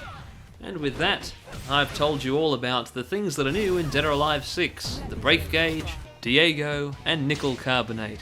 But what about the things from Dead or Alive 5 and its re-releases that have been removed? For starters, there's no tag battle. Dead or Alive 2, 3, 4, and 5 all had tag battle, and Dead or Alive 6 only has solo fighting. Also team battle mode, you know, where you pick several characters in a row, and then they fight your opponent's team. I love team battles in fighting games. Dead or Alive 1, 2, 3, and 4 had it. It was missing from 5. It was re-added to 5 last round. Now it's gone again. And Tekken 7's gotten rid of its team battle mode too. And Soul Calibur 6 has no team battle. Where are all the team battles going? Tell me, Brad Wong, where's team battle? Where'd you put it? Some other annoying removals are in the roster. Yes, there's no Genfu here. It's the first Dead or Alive without Genfu. There's 24 characters in the roster. Now, at bottom middle you see Nyotengu is unlocked. Nyotengu is not included in the base game. She came on a pre-order bonus code that was left inside my game, even though I bought it 25 months after launch. There's no good reason for Nyotengu to be a paid launch DLC when she was in Dead or Alive 5 last round for everyone, included in the game. Also, Phase 4 was in Dead or Alive 5 last round for free for everyone, and now she's DLC. Momiji and Rachel were in Dead or Alive 5 Ultimate and last round for free, and now they're paid DLC. Why should one have to pay $9 each for characters that were in the previous entry and then taken out? Now that leaves our SNK guests, Cooler Diamond and Mai Shiranui. Mai Shiranui was DLC in Dead or Alive 5 last round, and she's DLC again. I understand that's SNK's decision. Mai Shiranui keeps SNK alive. So of the 7 DLC characters, 2 are new. Such a famous. Yes, Cooler Diamond, and the second new one is Tamaki from Dead or Alive Extreme Venus Vacation, the Asia-exclusive free-to-play version of Dead or Alive Extreme 3 that you need to use a Singapore VPN to download if you live outside of Asia. I couldn't be bothered. I certainly couldn't be bothered spending $12 on one character that I'm not interested in. So just to reiterate, 24 characters included, 7 DLC characters. 4 of those 7 were freely included in the previous game. But you don't need those DLCs, unless your main character was one of the 4 removed, in which case my condolences. My main is Mila. Mila's the best. Bayman's moves are pretty good too, but he's no Mila. See, if you're going to fight, especially online, you're going to need a main character. The game encourages you to choose just one person to get really good at. And so I chose Mila, as I did in 5. I like fighting as Mila. I like her design, I like her moves, and I really like catching people with holds. This is from an online lobby match, unranked, and as you can see, the game has told me I have only 1 dot of connection to my opponent. Not 1 bar, 1 dot. It's very rare to get more than 1 bar if you live in Australia. But even then, the performance is fine. Like, I didn't have any lag problems in most of these 1 dot matches. That's right, it was a great fight. Now, sure, there's some latency. I mean, usually probably 100 milliseconds or more, and there's no rollback netcode, but I still had a fine online experience. I played my 100+ matches and got my 50 wins to get all the online trophies, and I had a good time playing online. And yes, I did buy 2 costumes for my main Mila. That's fine buying them individually. I would never ever buy a season pass for this game. $136? I mean, come on. Yes, you get 2 characters and 64 costumes. But what do you need all those costumes for? And why would you spend $136 on mostly cosmetics for a fighting game? And that's just 1 season pass, and this game has 4 season passes, and they're all over $120 in Australia. Which is bananas. They go on sale sometimes. The season passes, not bananas. I mean, bananas are on sale every few weeks. The bananas are very cheap, and season passes are very expensive in Dead or Alive 6. So let's say you're someone who wants to buy a costume or two because you really like the way they look, but you don't want to buy all these costumes for all these characters that you're not going to use. So you go to buy a costume individually. You find out, oh, it costs 2 or more, usually 2 premium tickets.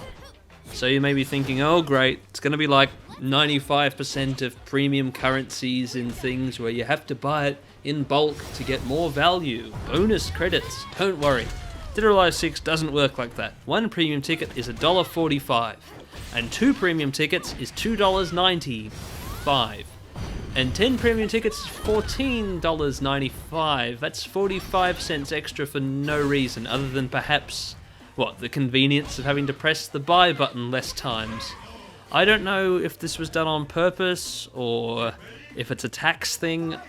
No idea, but it doesn't make any mathematical sense to buy more than 1 ticket at a time. And while we're on the subject of these premium tickets, they can also be used to dye your character's hair. Yes, and a controversial update to the game in early 2020, you could use the premium tickets to buy single-use hair dyes for characters. You know, spend 1 premium ticket on making Mila's hair blue, and then say you want to change it to green, you spend another premium ticket. What if you want to change it back to blue? You spend another premium ticket and buy blue again. Now that was a terrible system, and the game gives you a little note when you update it saying that, well, I don't remember exactly what it said, but it said something about how premium tickets spent on hair before a certain date were refunded. Because the new system is you spend 1 premium ticket on 1 hairstyle and you unlock hair color customization for that hairstyle permanently. And each character still has a few hairstyles, so look, it's really not a good deal, but it's not outright robbery, I guess. Anyway, let's move on from this stupid hair debacle.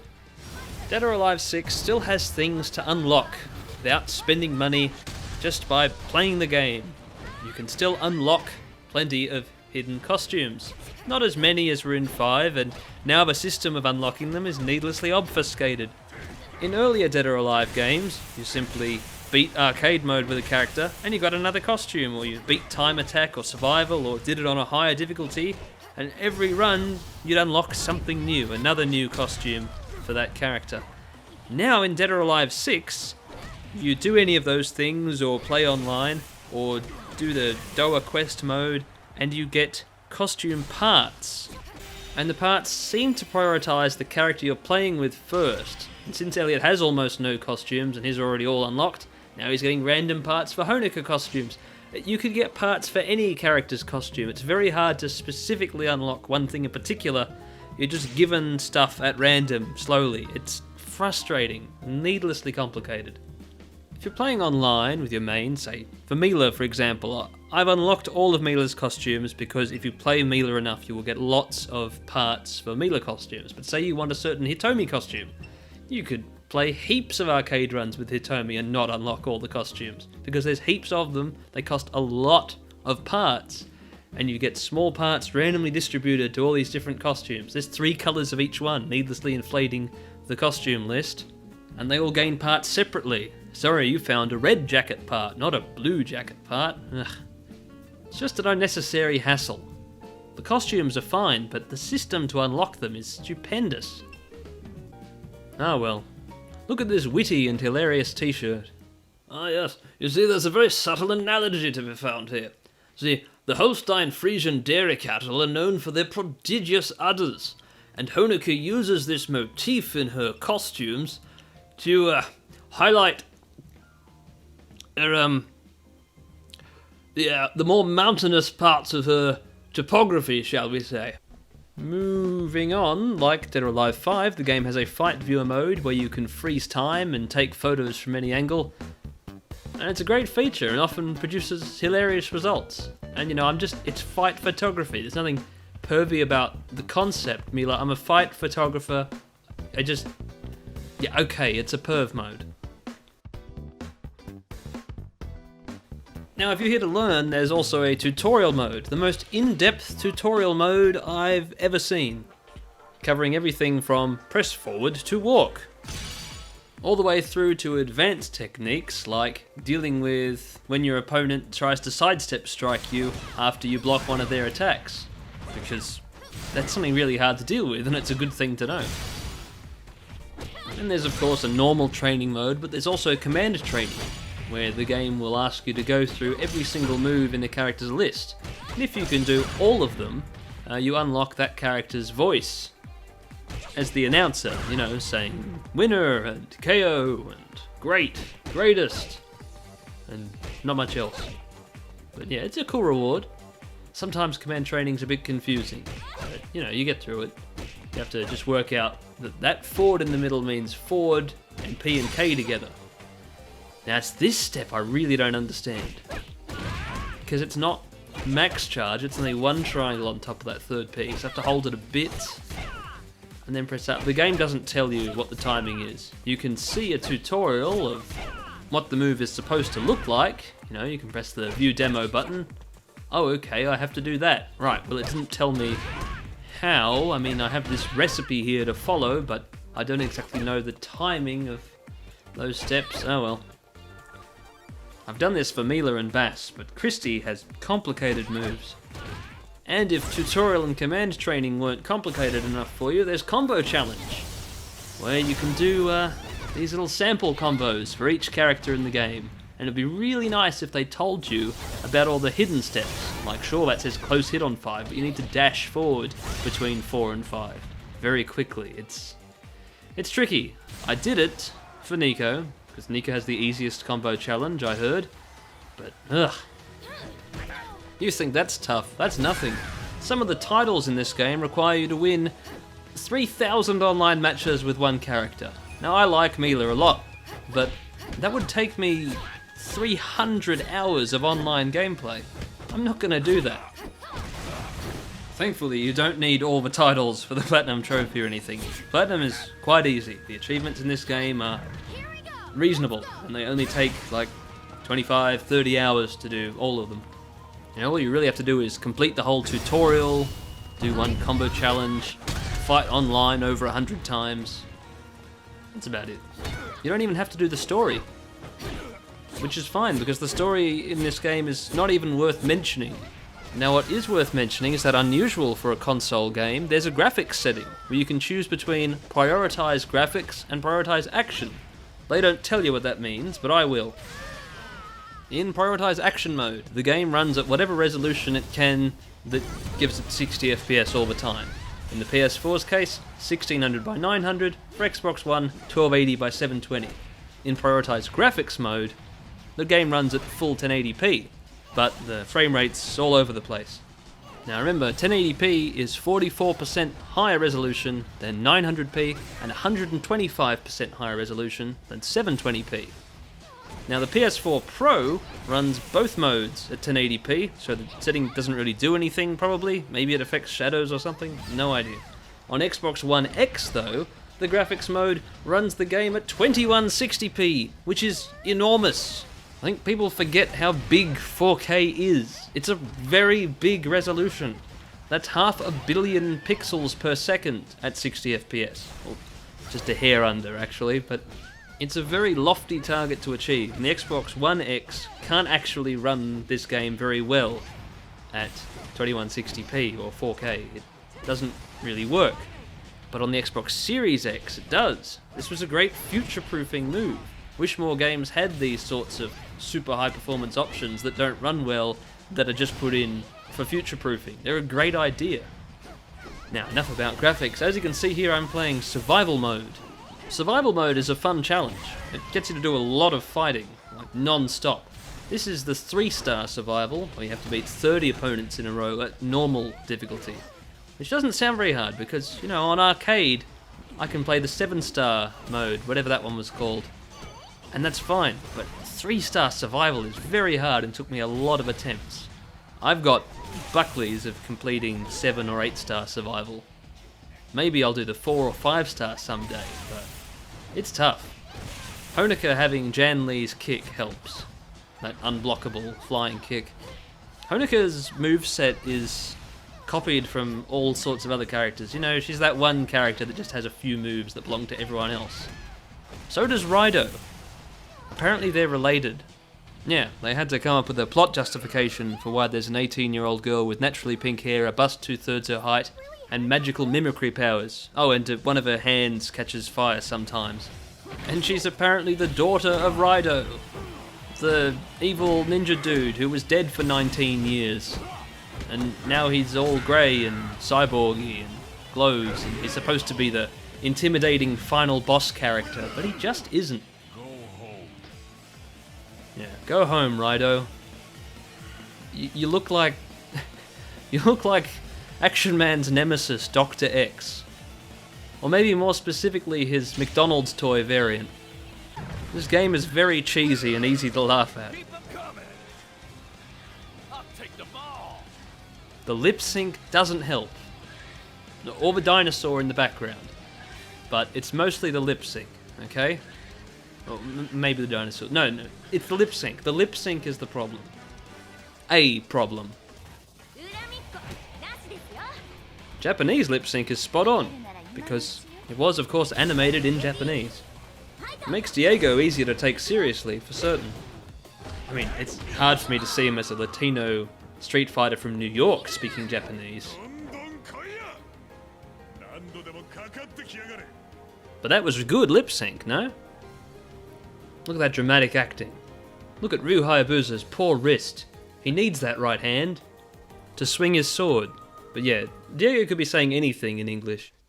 If I'm having a ham sandwich, the bread is white. The hazard zones too are ridiculous. There is still that one RPG thing from Dead or Alive 5 that when I first saw I had to pause the game because it was the dumbest thing I'd ever seen. But there's no infantryman shouting RPG in the background, so it's not quite as funny. No one else in the world says muscle like Bass Armstrong. I don't mean that in the metaphor, I mean the way he says the word muscle. The pronunciation is amazing. Yeah! This is muscle! The extra emphasis on both syllables, like muscle. It's really good. Really, there are a lot of things in this game that I find to be great. The fighting is really well done. The stages are, for the most part, excellent. This gym, Sweat, is one of my favourites, mostly for its soundtrack. It's just catchy. It's a remix of a track from Dead or Alive 5. And there is a lot of music from past Dead or Alive games in this game that you can unlock, and then you can change the music that plays in certain stages, and you can even assign music to certain characters that overrides that, which is an excellent feature. Custom soundtracks, always good. Little freezes online, yeah, they're permissible too. Look at the connection quality, I mean, come on. Perfectionia probably lives very far away. I can't see my ping, but it's better than what I'm used to. Oh, I have memories of all the online games I've tried to play over the years on 802.11g Wi-Fi over Australian ADSL2+. Yeah. So don't ask me how the netcode of the game is, but I'm just saying I had a fine experience because I finally have sort of passable internet. Anyway, come on, let's wrap this up. The only things that let Dead or Alive 6 down are some of the decisions made around it. Cutting a lot of modes, and especially cutting characters from the game and immediately selling them back to the audience? Come on. And what was the motivation behind Kasumi's outfit change? Right. You want the character to be taken seriously, so they can't show any skin, gotta wear motorcycle leathers. That's the only way a serious ninja would dress. I mean, hey, it worked for the X-Men movies, but what's the point of appearing like that, but then including Mai Shiranui as a guest DLC character, feeling the breeze in a very similar outfit? I mean, why could one ninja wear a loincloth and not the other? That's a bit contradictory, is it not? Oh, it gets more contradictory. Kasumi's got a new outfit based on her old one, but it's only for Digital Deluxe owners. Ah. Right, so the moral of this story is buxom ninjas should dress modestly. You know, it's not like Tekken 7 and Soul Calibur 6 have sexualized ninja clothes. Oh, wait, they do. Oh well, I don't know what point Dead or Alive was trying to prove, or why it was trying to prove it in the first place. But the fighting is what matters, and the fighting's good. It just certainly hasn't evolved as much as it has between all the other installments in the series. This is a much smaller improvement, if any. But, undeniably, Dead or Alive 6 is fun. And at the moment, it doesn't really look like there's going to be a Dead or Alive 6 Ultimate for PS5 and Xbox Series X vertical bar S. But this game runs fine on all those consoles and PC. And until such day comes as the announcement of a Dead or Alive 7, this is it. The series is dead. Or alive. No one really knows yet. What we do know is that an otherwise great fighting game can be hampered by its terrible monetization practices. It really drags the whole experience down. I would hope that a future Dead or Alive 7 can get away from all that junk.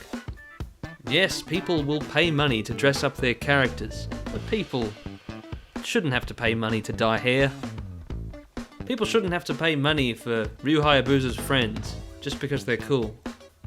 Surely, a game can be made that just does what the first 18 years of the series did, but with new graphics technology and a couple of new characters. Not fantastic new ways to pull money out of people's pockets. Many have loved the series in the past, and we would love to love it in the future. In the present, we've got some tweaks to make. Join my Discord, I'll play Dead or Alive 6 with you. That was a great fight! Nice spare. I know what you're thinking. Oh, hold on. Now I know what you're thinking. You're thinking, how's Mango Pocky? I'm wondering too. Oh, it smells so mango.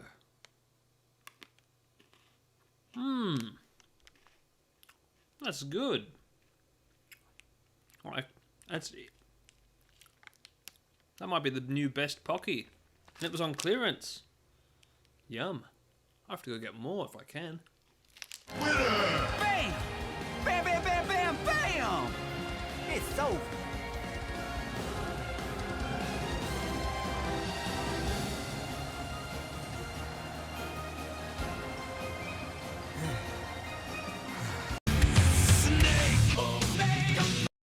Some people say, I was born too late, or I was born too early. I don't, because I know I was born just in time to grow up alongside Gran Turismo.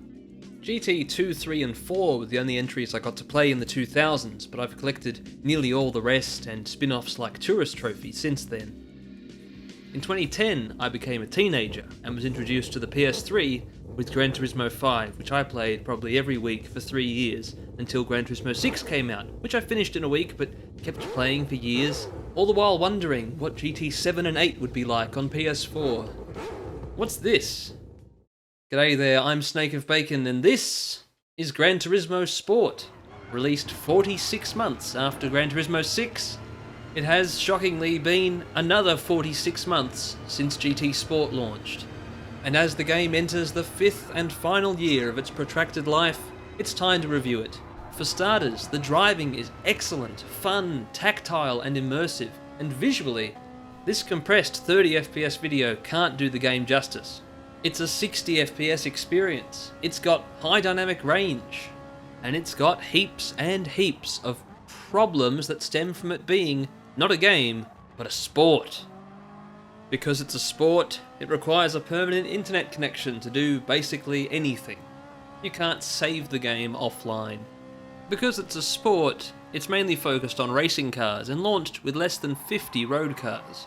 Updates over the game's life cycle added well over 100 more, but it's still a very race car focused game and still extremely online focused. So online focused that it launched without a GT League mode, and when they added one in, you still have to be connected to the internet just to earn credits. There's nothing to do with the credits anyway, because you get cars given to you for free, there's no progression system, they come from a random lottery, there's no tuning shop anymore.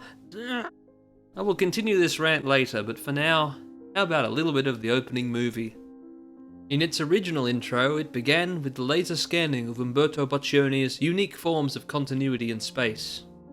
And this 180-year-old sculpture, which still looks futuristic because it's a futurist sculpture, is the symbol of the game.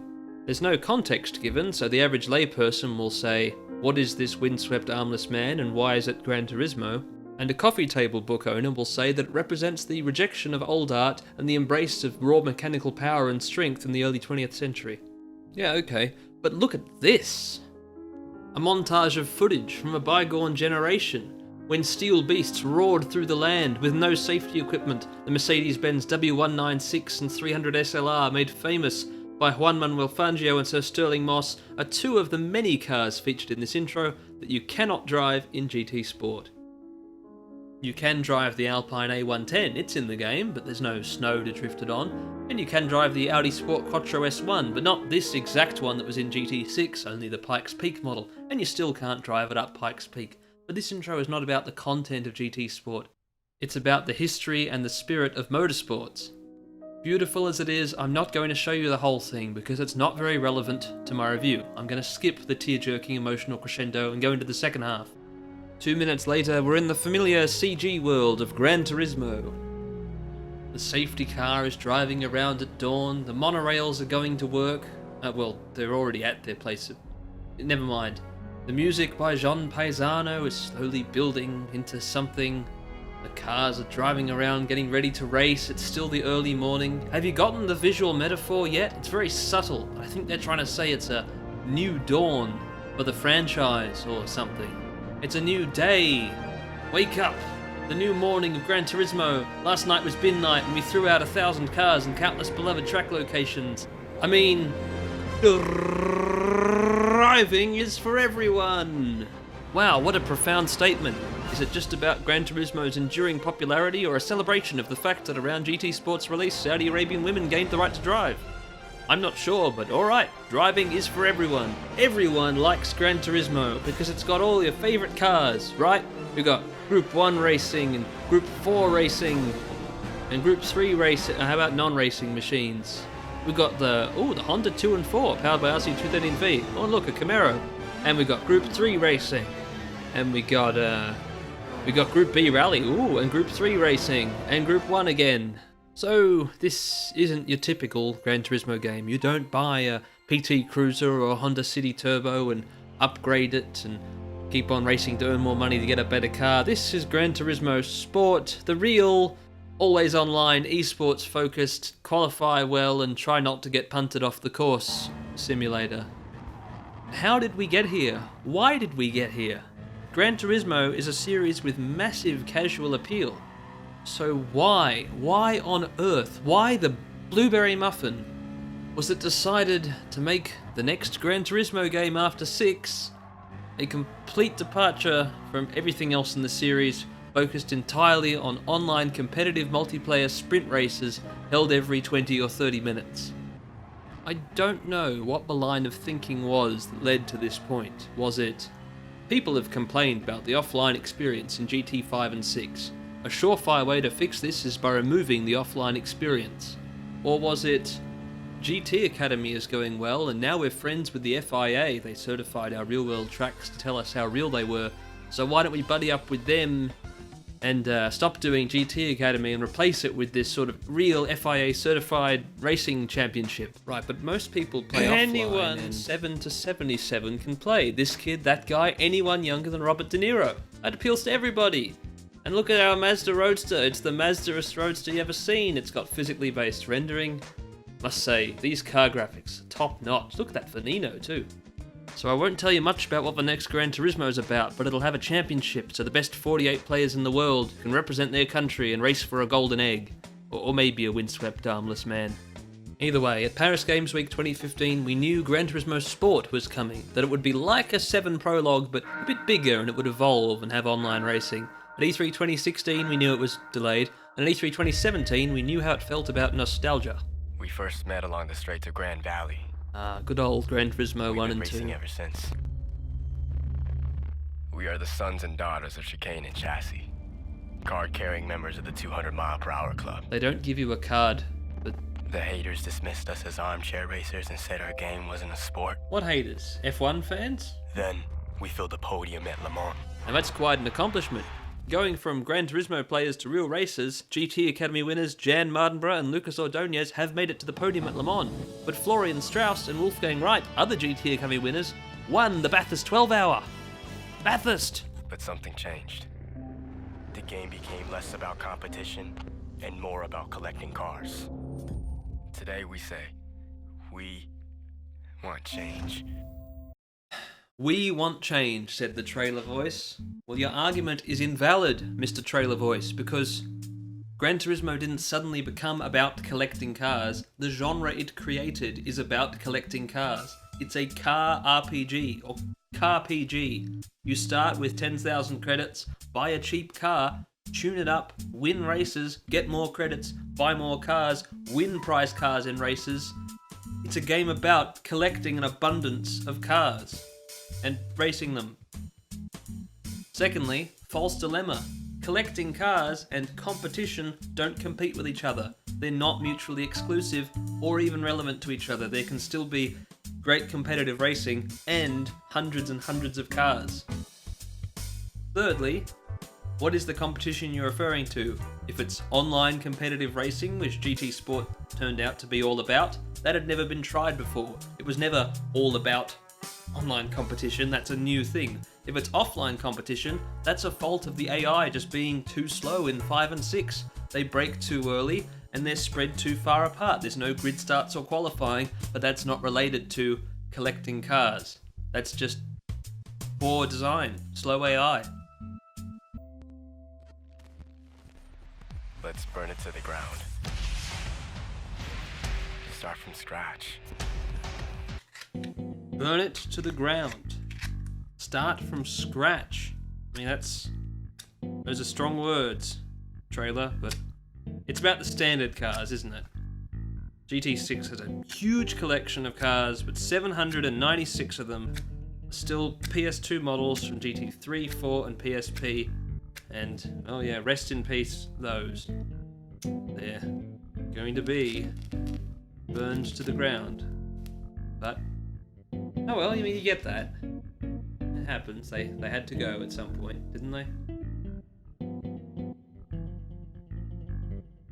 Or is that not what this is about? Build something worth racing for. Yeah, what's worth racing for? Manufacturer. Oh no, not this again. Nation. Pride. Oh, so entertainment, relaxation, escapism, fun are things not worth racing for anymore because we can race against people through the internet? This is real racing. Driver versus driver. Human against human. This is a chance to get better, stronger, faster. I can do that in time trial mode. Because we don't want just another game. We want sport. Do we? I wanted another game, personally. I just wanted another Gran Turismo game, but better. Could that not be arranged? Join the human race. Oh, okay, all my racing before wasn't valid. I'm not a human unless I... oh, whatever. I had no interest in joining the human race in October 2017. I was still playing Drive Club and Forza Horizon 3. By July 2019, I couldn't stay away from Gran Turismo Sport any longer though, and it had received quite a lot of updates. This Enzo and Monza, they weren't in the game at launch. They were added in free updates. Gran Turismo Sport received major content updates nearly every month for 26 months. The last of those major content updates brought Laguna Seca Raceway and 7 cars. Polyphony is now busy making Gran Turismo 7, which could be out before Avatar 2. So there were 6 cars in 2020 and only 1 car added so far in 2021. More cars may come, but I think this is it for tracks. So, at launch, there were 6 real-world locations. Brands Hatch, Willow Springs, the Nürburgring, Interlagos, Suzuka, and the only track that matters, Mount Panorama Bathurst. And if it wasn't the only track that matters, it wouldn't be the only track on the cover. Well, take a look at this. Gran Turismo Sport, real driving simulator. It's got Bathurst, just like GT6 had Bathurst. Oh, look at you. Forza 6 has Bathurst, just like Forza 5 had Bathurst. And we got V8 supercars. Yeah, and you got like one old AU Falcon from like GT3. Nah, they got rid of the standard cars, mate. Nah, you got nothing. Yeah, we got all the beautiful cars, mate. Best photo mode. Less than 200 at launch. Yeah, they're adding more with updates, mate. We got Holdens. Mate, all your Holdens are DLC. Well, yeah, the old ones are, but like we've got 10 new V8 supercars. Yeah, and but like every car you've got plus heaps more. But you haven't got the Honda 2 and 4. What's a Honda 2 and 4? It's Honda's project thing, right? It's a really lightweight car. It's got a MotoGP bike engine. MotoGP engine in a car. Yeah, but cars are still heavier than bikes, mate. So it'll be like a bike. Yeah, where's slower. your bikes? You don't have bikes. Yeah, but you don't have bikes. Yeah, but we made Tourist Trophy, best bike game ever made. Yeah, well, where's your Tourist Trophy 2, mate? Dunno. Dunno. Yeah, of course you don't know. They're not going to make Tourist Trophy 2. They forgot how to do bikes. Glass houses, Gran Turismo's in shambles, Where's your mate. Forza bikes? You You can't haven't even got do bikes bikes either. Anyway, 6 real-world locations is not a whole lot, but updates throughout 2018 included the additions of Monza, Tsukuba, Le Mans, the Red Bull Ring, Fuji, and unexpectedly, Catalunya. In 2019, there was also Autopolis, the all-caps racetrack you didn't expect, and Goodwood Circuit, and finally, Spa and Laguna Seca as the game reached its 2nd birthday. So there were 6 real-world track locations at launch, and 16 26 months later. It's excellent that so many real-world tracks were added, but unfortunately, Twin Ring Motegi, Silverstone, Côte d'Azur, Daytona, Indianapolis and Ascari do not return from GT6. Daytona should be back in 7, and hopefully all the rest as well, but not confirmed yet. 3.5 of the 16 locations are new. Catalunya, Interlagos and Autopolis are new to the franchise, while Goodwood had the hill climb in 6 and now the circuit in Sport but no hill climb. In other track variations news, we've lost 80s Brands Hatch and 80s Monza that were added to GT6, but we've gained Horse Thief Mile. And at the Nürburgring there's a new tourist layout with some cones on the Nordschleife, but the Sprintstrecke, or GP/D, and Nürburgring Type V have been removed for some reason. Type V, the 4-hour layout, is my favourite. It's the underappreciated Nürburgring. But enough about Nürburgrings. Gran Turismo's original circuits have always been its greatest strength, and GT Sport launched with 11 original track locations, all new to the franchise. Do you need a moment to unpack that statement? All new original circuits means none returning. What if you liked Circuito de la Sierra, or the Matterhorn, or Eiger Nordwand, or Cape Ring from the PS3 games? They're gone. Tokyo Route 246 has been in every Gran Turismo since number 3. Now it's gone. And the tracks core to Gran Turismo's identity are nowhere to be found. Special Stage Route 5, High Speed Ring, Deep Forest, Grand Valley, Trial Mountain, Apricot Hill, Midfield, and Autumn Ring. Tracks with a 20-year, 3-generation history. Every numbered Gran Turismo game has had 6, 7, or 8 of those 8 tracks. Gran Turismo 6 certainly had all 8, and 2 of them were newly remodeled. They just remade Midfield and Apricot Hill, and they're gone again? I don't understand. I don't understand how they went from saying cherished classic circuits from GT history to let's burn it to the ground.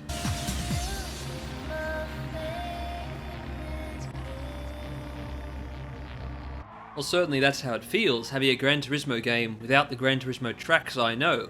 But of course there are new original circuits. We have Autodrome Lago Maggiore, which should be an Autodromo, being Italian. Either way, it's fantastic. It's a great new GP circuit. It's part Imola, part Mugello, and a little sprinkle of Dinosaur Canyon from Daytona, USA. This massive sweeping right-hander is so nice. Alsace Village is made mostly of relaxing 2nd and 3rd gear turns throughout the rolling French hills, and one terrifying downhill blind chicane of death at the end. In reverse, the chicane is very easy, and all the other corners are more difficult. Broadbean Raceway is sort of an oval, but not really, because it has a square left and also a little kink on the other side. It's more of a baby Brooklands. Blue Moon Bay is an oval. NASCAR fans rejoice. It's basically Pocono. NASCAR fans despair. There's no NASCARs in this game. Updates added a challenging road course and a smashing fun roval layout though. Dragon Trail Seaside has, besides amazing views of this big Croatian mountain, a lot of depth, and it's a bit like racing Spa and Monaco at the same time. Dragon Trail Gardens is much more compact and technical, and its great big concrete bits just really make me miss Red Rock Valley. The lush and picturesque Kyoto Driving Park features Yamagiwa, which is a bit like Apricot Hill, but Actually, no, it's nothing like it. And Miyabi, which is a short beginner's track, and a big combined circuit as well. Sardinia Windmills is reminiscent of GT4's Cathedral Rocks Trail 1, but not quite as tight and twisty. It's probably the track best suited to the Group B cars in the game.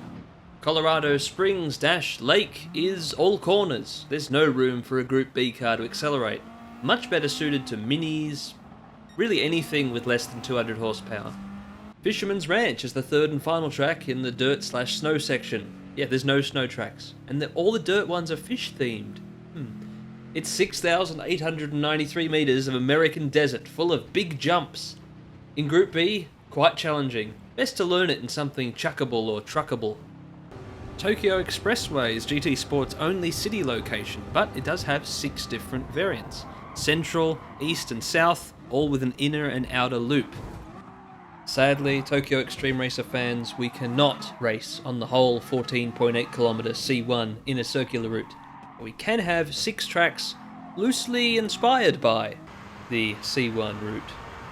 The central loop is very cramped and short and better for low-powered cars. The east loop is good for high power because it has a huge straight. South is very technical and has a really weird pit, and it was added in an update. Also added in an update is Circuit de Saint-Croix.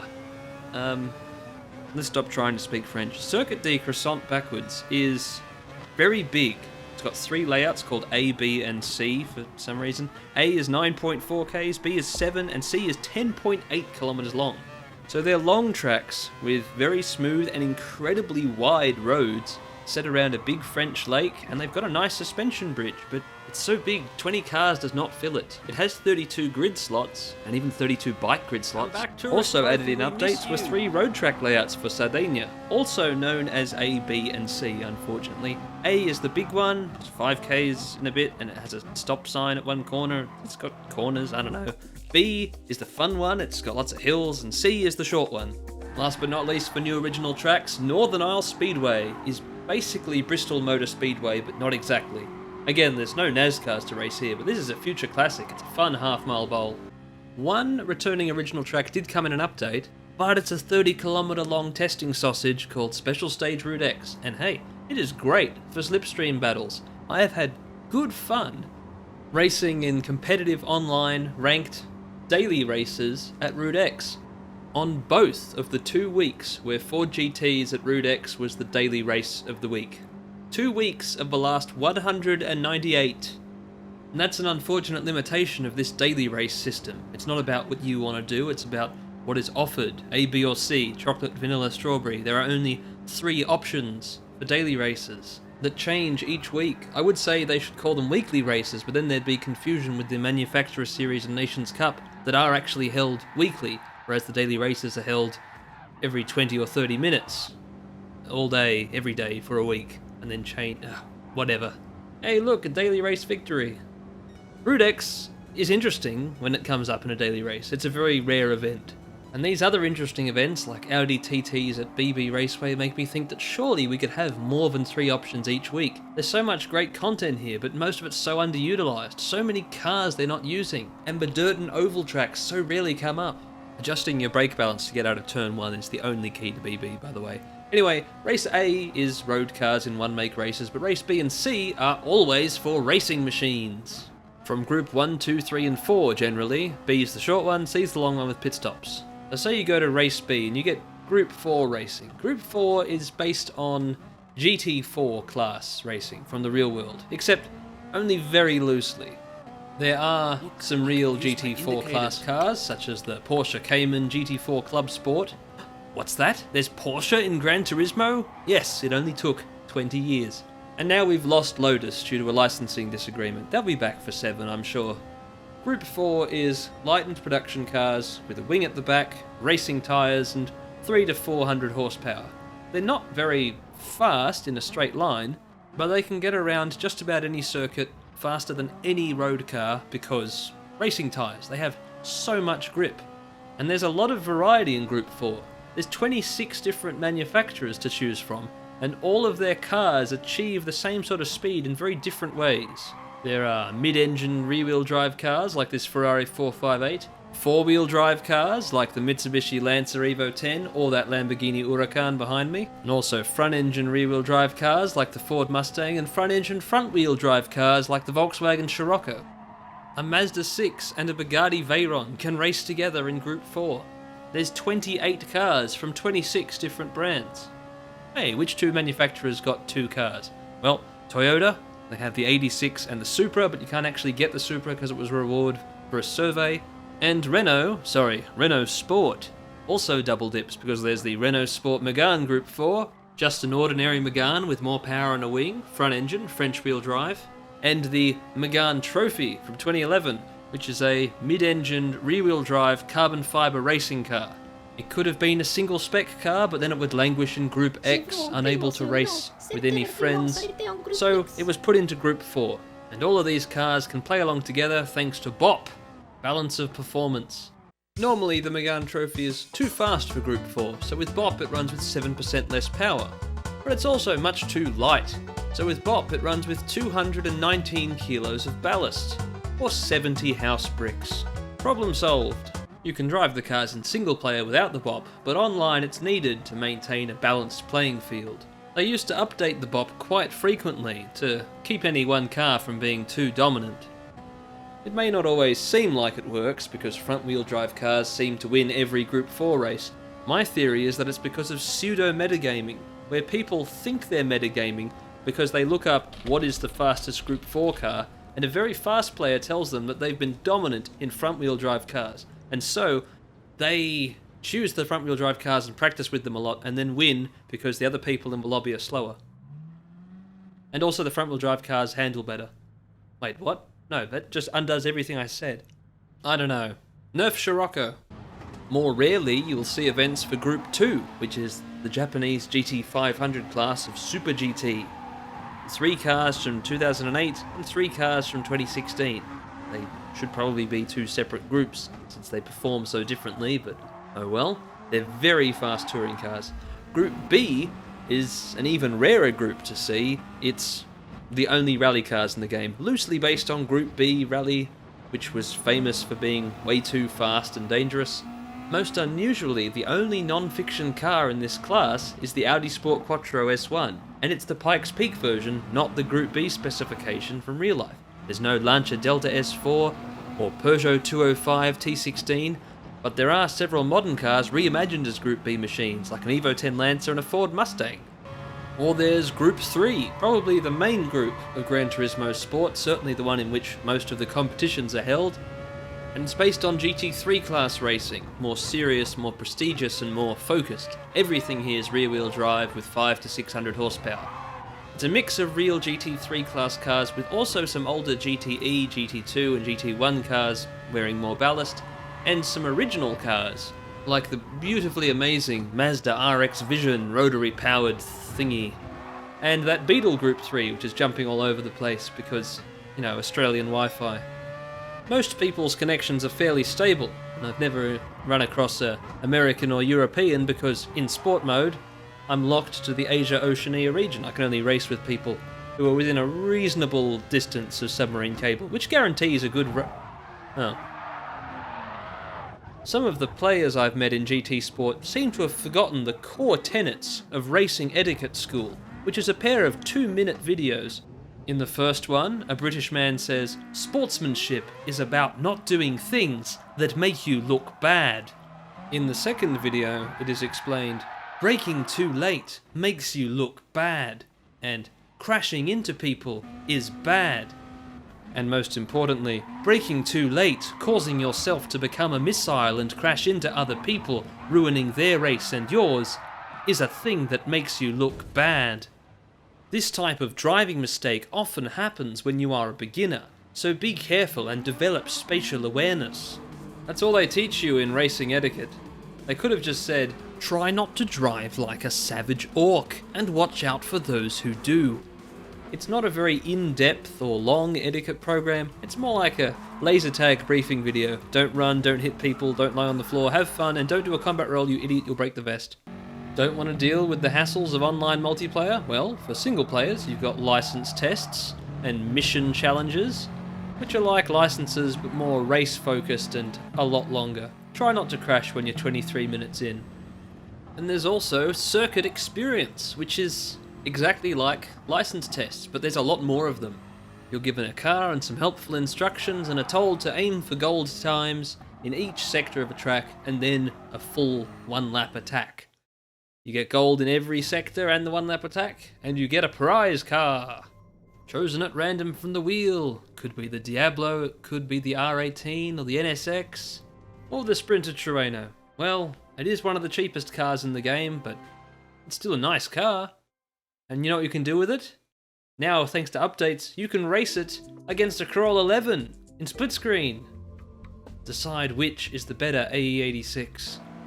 Split screen mode is not very good in GT Sport, unfortunately. For starters, you only get a quarter of the screen each. And here's what's a real shame, you can't choose how many laps you want to do. Want a particularly short race or quite a long endurance race? No option to do it in split screen. You can still have a lot of fun messing around, but the lack of options in split screen mode is really quite disheartening. But not nearly as disheartening as what's happened to the single player experience. Once you've done the license tests and driving missions and circuit experience, you'll have over 50 cars and millions of credits and not much to do with them. Because, well, they want to just give you all these cars so you can enter most online races. For offline, or really quasi-offline racing, there was only arcade mode until GT League events were added into the game incrementally. I have a few problems with I have a lot of problems with the GT League in this game. But first, I have a problem with Group 1. It's nice that 80s and 90s Group C machines can race together with 2010's LMP1s and Vision GT cars from the theoretical future, but it's not very balanced, especially offline where there's no bop. Why are there no subgroups? This problem gets even worse for the N-class road cars, but I'll get to that later. There are still classic events in GT League like MX-5s at Tsukuba, but until you get to professional there's no challenge, except for the new challenge of the AI being either blind or homicidal. Not sure which one it is. But sometimes they just ruin your race right at the end. Sometimes I ruin my own race right at the end, when I overshoot the last turn at Big Willow, lose control, slide into the pits backwards, and crash into 18 people. Miraculously, nobody was injured. I have been injured in the past. Here's a reenactment. Oh, I'm driving my KTM crossbow. The AI in the Veneno is getting close, getting very close. He hit me at 230, the brakes are doing nothing, it's all over, Red Rover, I'm going over now! As fearless in death as he was in life. At least being occasionally obliterated by careless AI adds some excitement to the race. For the most part, GT League is devastatingly boring, because every single event in the game has a single file rolling start with cars spread hundreds of meters apart and driving very slowly, just waiting for you to overtake them within the allotted laps. It's how racing games worked in the 80s, sure, when they were 2D, but come on! The races could be much more exciting and interesting than this, and I know because the game has a custom race mode, where you can actually still have grid starts. Fantastic. The classic honk honk honk beep, but now with 20 cars on the grid, not 6. The races can be as long as you like, and you can set fuel use and tyre multipliers for endurance racing. It almost makes the GT League in this game redundant. I say almost because you can't really pick your opponents. You can only pick which group they come from, and then the game will decide what opponents it wants to give you. And this mostly causes problems when you want to race in Group N. And what is Group N? Well, if you thought Group 1, 3 and 4 were big, Group N is for road cars. All of them. As of update 1.66, 168 cars are in Group N, but it is of course not just one giant group, that wouldn't make any sense. It's broken into divisions. But instead of the usual categories and themes like hot hatchbacks, 90s Japanese sports cars, 60s American muscle, and so on, they are power divisions where cars are assigned based on their nearest 100 metric horsepower, and nothing else is taken into account. Not a car's age, suspension type, drivetrain, torque curve, or even weight. Evo 10 Lancer, N300, E-Type Jag, N300, KTM Crossbow, N300, Panzer IV, N300 if it was in the game. Relax, it has sports hard treads. every single vehicle on Earth is eligible for N-Class, unless it is a Vision Gran Turismo car, electric, or too much of a race car. And what exactly defines too much of a race car is very nebulous. Okay, the Mark 1 GT40 is absolutely a purpose-built race car, but it is road legal because that's how race cars were in the 60s. So, bam, stamp N300. Renault 8 Gordini, passenger car used in racing, absolutely road legal and certainly not a purpose-built racing machine like the GT40. But no, it's too much. Send it to Group X. I like single-spec racing in Gordinis, but it's not fair that they can't race with everything else in N100. They'd fit in fine there.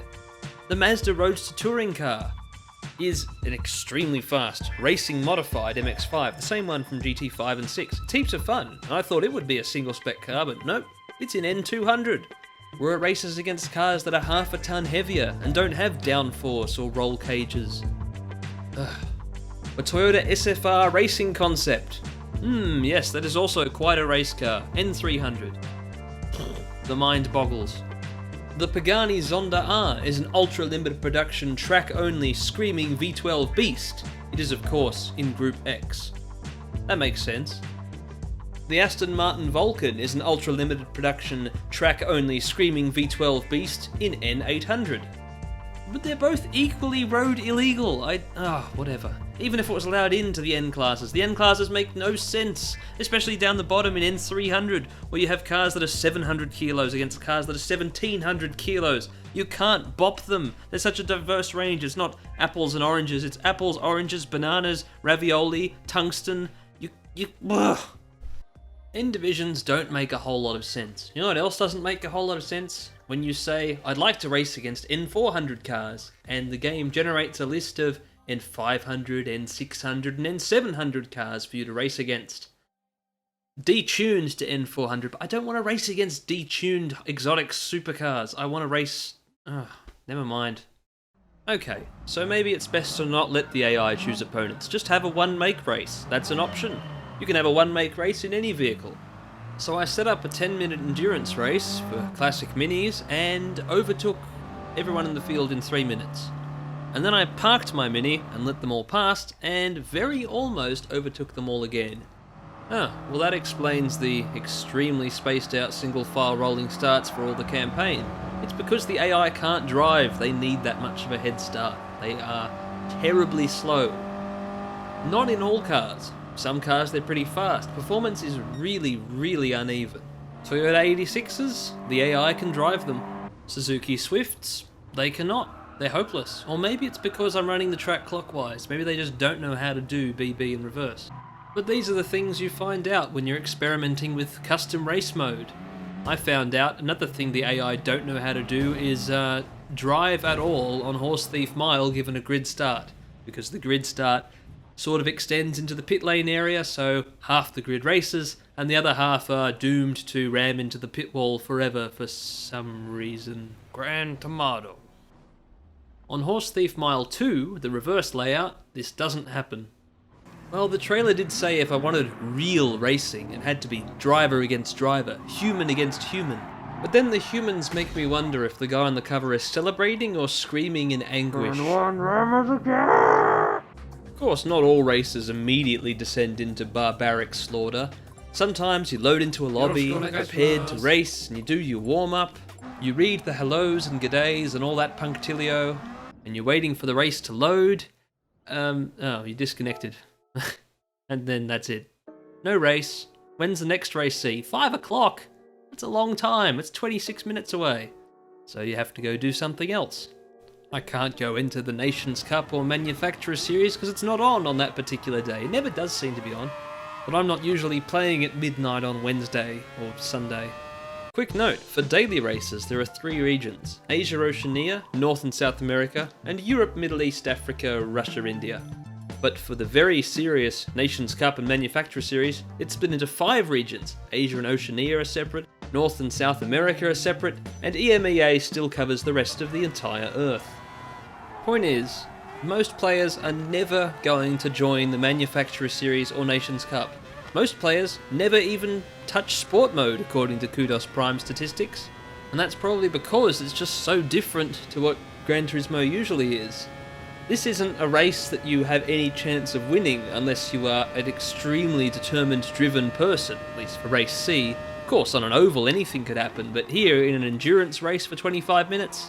Look, I'm 8 seconds off the pace, I'm just trying to maintain my position, and I was killed by the rumble strip. Which is discouraging, and now I still have to race for another 20 minutes trying not to let that happen again. At least I can pause and let auto drive get me out. You can pause for quite a while. If you're close enough to the bathroom, you could probably run over really fast, have a pee and come back. But you will be disqualified if you pause too long. And it counts your pause time across the whole race. I paused for just 2 seconds a little bit later on in the race, and then was immediately disqualified.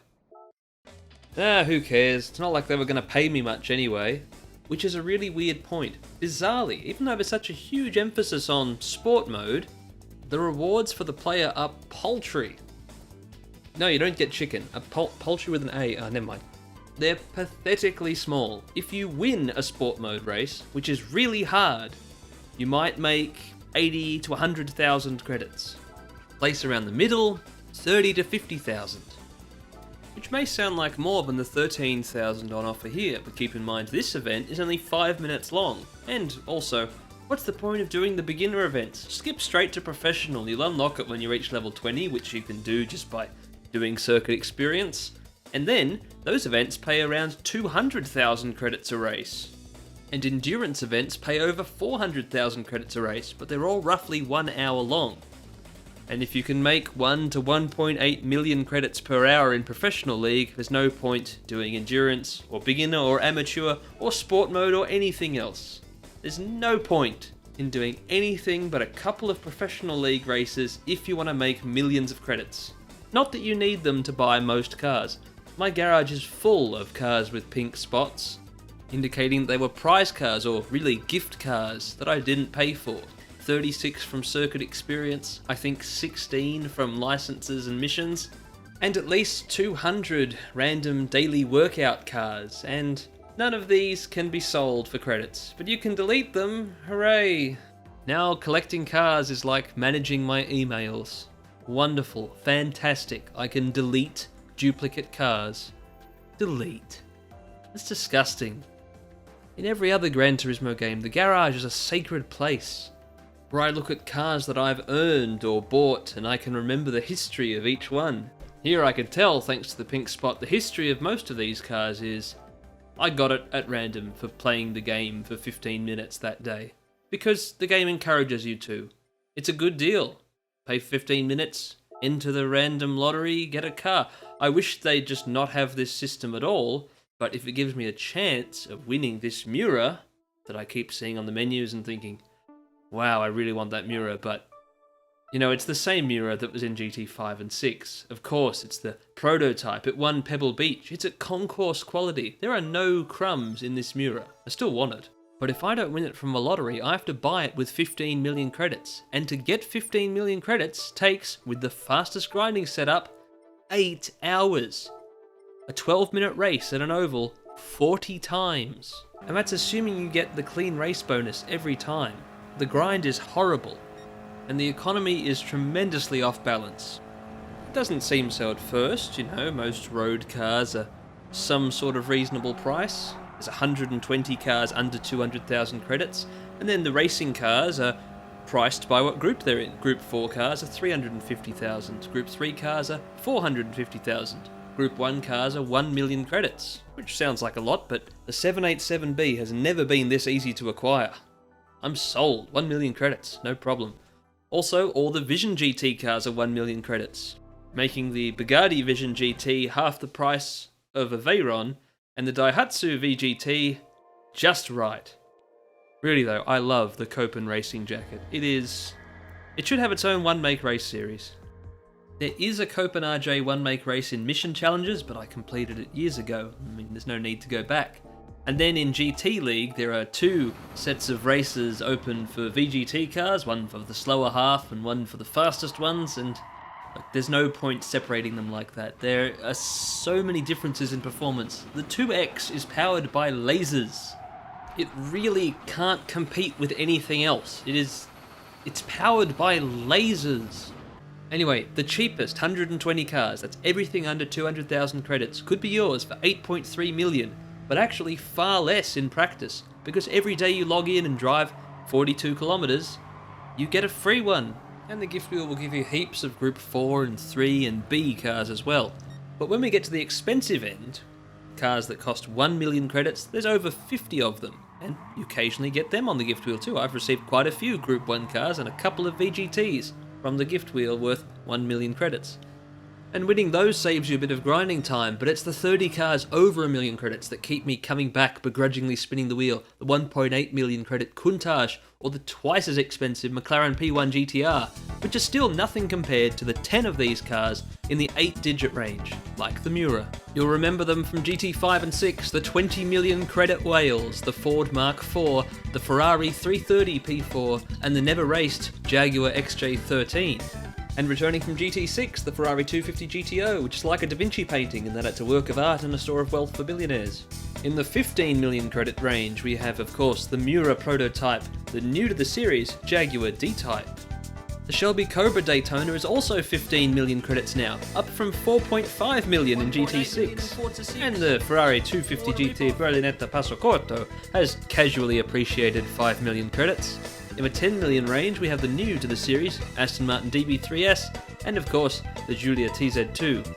And I should mention the 11th most expensive car in the game, the Corvette Stingray Racer. It was 500,000 credits in GT6, and they added a 0. Just because, you know. Now it's 100 times the price of a C3 Stingray. So there are 10 cars in this game that cost 157,500,000 credits together, which is far more than every other car in the game combined. And like nearly every car in the game, if you want to drive it, you have to buy it. Arcade mode only offers 8 rental cars. Even though this game's allegedly not about collecting cars. There's an awful lot of car collecting to be done in it, and it's a horribly tedious process. And by the time you've finally got the most expensive handful, GT7 or Avatar 2 will be out. For those with more dollars than cents, in July 2018, Sony added almost all the game's cars to the PlayStation Store, where you can buy them with real cash instead of credits. The prices do not scale at all. At $15 for a 10 million credit car, a 25,000 credit car should be 2 cents, so yeah, it just doesn't work. And what about the 8 cars over 10 million credits? Are they $20 to $30? No, they're not actually available for purchase at all. That's good. Great. The microtransactions were stupid anyway, and if you think the same, you actually have the option to turn them off in the game's menus. You can turn off the ability to see that you have the option to pay real money for these cars. What a feature! When will it come to EA, Take-Two and Ubisoft games? If you really do want to spend more money to help yourself get expensive cars faster, the Lewis Hamilton Time Trial Challenge has enormous credit prizes if you can beat the target times. I haven't bought it yet, but I might. The 100 million plus credit incentive is tempting. It sounds to me like a much more interesting way to spend my time than doing this 300 more times, even if it does cost $12. So anyone wanting to reach level 50 within their lifetime will have to do this at least once a day for a year or so. Keep in mind, the only reason that you would be grinding to level 50 would be if you wanted all the trophies. And also keep in mind that another one of the game's trophies requires you to win 91 sport mode races. Personally, I've entered 100 and won 5. I don't know if I could put up with entering another 800, 900 more races to get that many victories. I mean, sport mode's growing on me, but I don't know if I'll get that many done before the game closes, and I don't know if I can put up with the orcs for that long. I do know that I seriously enjoy qualifying for daily races though, because you get all week to improve on your lap time. You can find tenths that you forgot you could find at the cutting, and when you do that you'll find you go through Quarry Corner faster, which makes your whole lap faster, if you can do the rest of it right, and that's the real trick to Bathurst. The rest of it. The second half is so challenging. Everything after Skyline is just, a nightmare. Now, here we are, we're coming up to it. Past the parks. Alright. Skyline's here. Brake. Going through the S's. That could have been a lot better. That was pretty sloppy. Didn't do too badly on the dipper though. The thrill of self-improvement, the thrill of Bathurst. This is great. What's not great though, is my performance here through Forest Elbow. That was rubbish. That was so bad. Now my ghost is going to catch me on Conrod. Oh well, you got to keep trying, got to persevere. A few laps later I'd shaved a few tenths off, but was still looking to try and get a low 214 as my optimal said, but then I touched the sides. Much like Operation, the key to Bathurst is to not touch the sides. Most of the time, when I'm playing time trials, it's not to qualify, it's just for fun. I love doing time trials in Gran Turismo Sport, experimenting with all the game's many car and track combinations. Of course, there's not quite as many as I'd like, but there's still thousands of combinations, and they're all fun to try, and thanks to this session best option in the bottom right, I can look at my optimal time when I'm driving and know which sectors I'm not doing well in, and it really helps me push myself to get better lap times. I love this feature they've added. And I love that you can change pages and then change your traction control or brake balance on the fly or look at a radar so you know if someone's going to ram you online. Not every option is there that I'd like. Of course, I can't change music volume while I'm there, so I have to go all the way back to the main menu to do that. And you can't turn the HUD off. You have to pause the game, go all the way down to the bottom, hit detailed settings, hit the top option and press down twice. But then look! The game with its HUD off is amazingly immersive. It's like VR, but $400 cheaper. If I'm not aiming to set, an incredibly fast time, if I just want to have fun in time trial mode, HUD off, definitely. It's fantastically beautiful and immersive. I should mention as well, if you don't think you like hot lapping, just do a few laps of Tsukuba. Tsukuba is a perfect beginner's hot lapping track, because it's very short and you can do a few laps and wow, the sky is really pretty anyway. The ability to look around with the right stick, if you're driving with the triggers, is another fantastic feature, especially with the HUD off in the interior. Now that I can look left and slightly down, I can watch myself change gear in the E-Type. Although it's quite difficult, if you push the stick too far down you'll look backwards, but oh, it is such a beautiful thing. Why can't I just widen my field of view a bit? If only I could, then I wouldn't have to keep fiddling with the camera, trying to watch myself change gears and go off track. You can adjust the interior view a bit, forward and back, up and down, but only a little bit, and you can't change the field of view. Still, it's great that there's this option, but it's a bit of a pain in the neck to have to keep adjusting it every single time you change cars. The Volkswagen Samba bus has a beautiful interior, but it is very, very hard to see the instruments. Still, just looking around the interior as you drive very slowly, there's plenty of time to appreciate the views. Even the back view. Wow, it really is a 23-window bus. So many windows. Look at all those windows. What Polyphony have achieved with their car models and lighting technology is staggering. In the BMW Z8, in rear view, you can see reflections on the headrest chrome. Detailed reflections. Some reflections have quite a low resolution, but in such a tiny space as the chrome bits, they look unbelievable. Another beautiful feature of this game is that across most modes, you can switch cars without going back to the menu in 1 second, which is definitely a contributing factor in me trying out so many cars in time trial mode. You can also change tracks without going back to the menu. It doesn't take 1 second though, it takes about 30, but still, that's another fantastic feature. Here's what's not. They've removed the data logger from the game, and I continually have problems loading ghosts. I loaded the ghost of the 911 Carrera RS. I'm comparing it with the 911 GT3 in the daily race qualifying lap. I'm trying to see which of the 911s is faster. Because you can do that. You can load up a ghost and have it race alongside your other best lap ghost. No matter how many times I tried, that particular ghost file would not show up. That car should be appearing here, but it's not. I could get other ghosts to work, I could get a Dodge Challenger ghost to work, but I don't need to compare my lap time to the much slower Dodge Challenger. It's not... About half of all the ghosts I've saved do not load correctly. I don't know if it's just a bug for me or what, but it's not as annoying as losing connection to the server. That is something I can at least blame on the design of this game. Why does it have to be always online? Reconnecting to the server and having this little message about, You know, how it's very important that this has happened and you can't save, and now we're going to try and reconnect again when you exit. It's... reminds me of Just Cause 3, the worst part of Just Cause 3.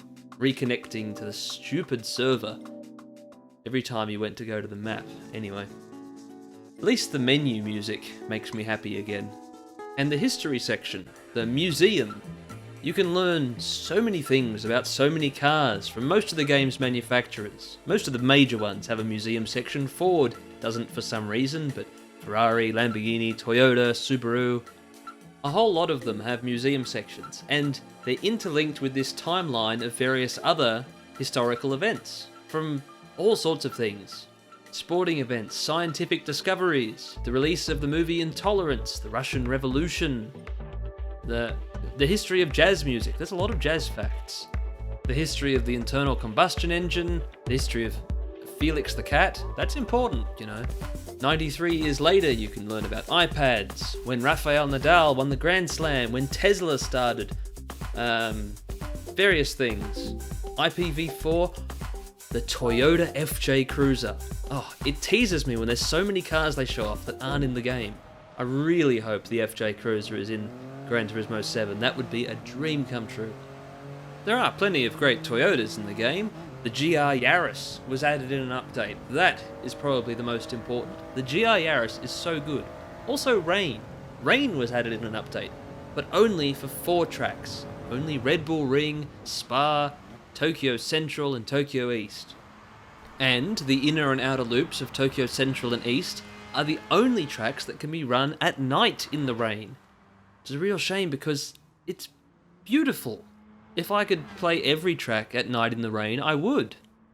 But as it stands in this game, there's only static time of day options. You just get 6 or 7 different times of day per track, and they're beautiful, but they're mostly between dawn and dusk, and the few tracks that do have night options, you know, they're static night options. There's no stars in the sky as well, which is a real shame. GT6 had the most beautiful dynamic star maps.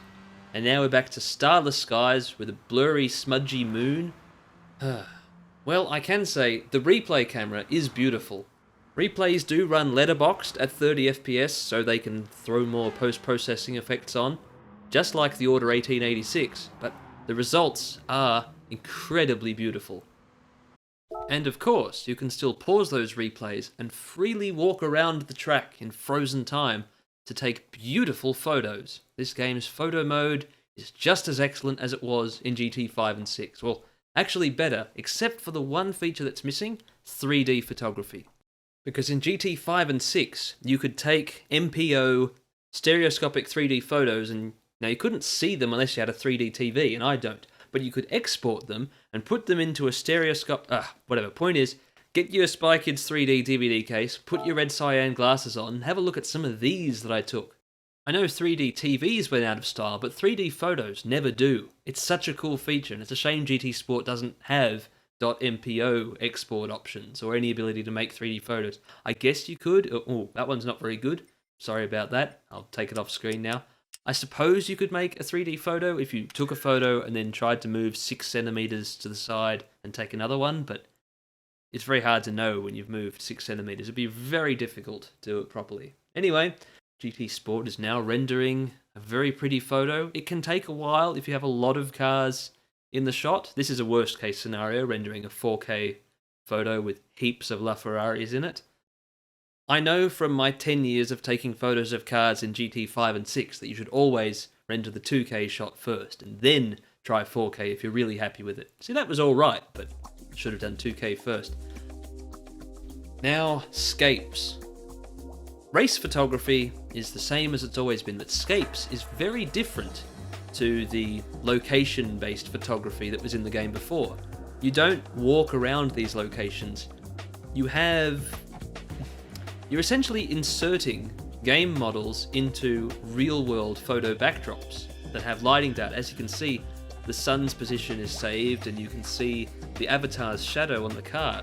What they've achieved here is amazing. Now, you can move the cars around, but you can't move around in the world, because these aren't in-game worlds. These are photos with lots of lighting data.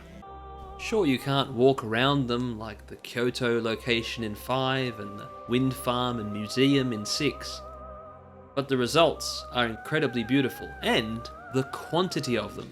There are not 10, not 15, but 1,235 scapes in Gran Turismo Sport.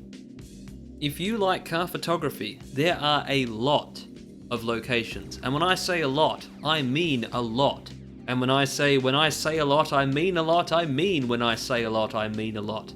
Which is redundant and recursive, but there's a lot. None of them are in Australia, but maybe there'll be some in Gran Turismo 7. For now, we've got lots of scapes in cities, we've got scapes on cliffs, we've got scapes where the subject is very far away. Where is my Mini? Oh, there it is. See, it's on the road. You pose your car within the scene, adjust its lights, adjust its wheel angle, but then you can also make heaps and heaps of camera adjustments. Exposure, color temperature, color correction. Even with just those 3, I was able to turn this scene into pretty much night. And, In the Black of Night is such a good song. But there's heaps of filter options. I haven't gotten the on here, but you can make great things. This is now my desktop wallpaper. I love this shot. And I was able to get that wallpaper and various wallpapers for my phone because you can export these photos directly to a USB storage device, as always. It's been possible since Gran Turismo 4's photo mode. There's always been challenges though. Of course, for GT4 and Tourist Trophy, you can only export your photos if you have a USB drive that is compatible with the PS2's ancient USB 1.1 port. For GT5 and 6, it's actually really easy so long as you had a FAT32 drive, which we all do. For Gran Turismo Sport, the new challenge is finding a USB drive that fits in the PS4's stupid USB cave. But as long as your USB drive is, less than 1.8 centimeters thick and fits in the cave and has exFAT or FAT32, it should be fine. Oh, but you have to move them across one at a time.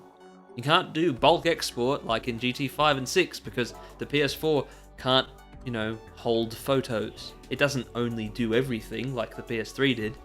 Photo exporting is minor. There are so many major problems. Tuning has been gutted and replaced, and much like a disappointingly expensive restaurant meal, it's just a pair of sliders. What, that's it? 2 sliders? One for power and one for weight?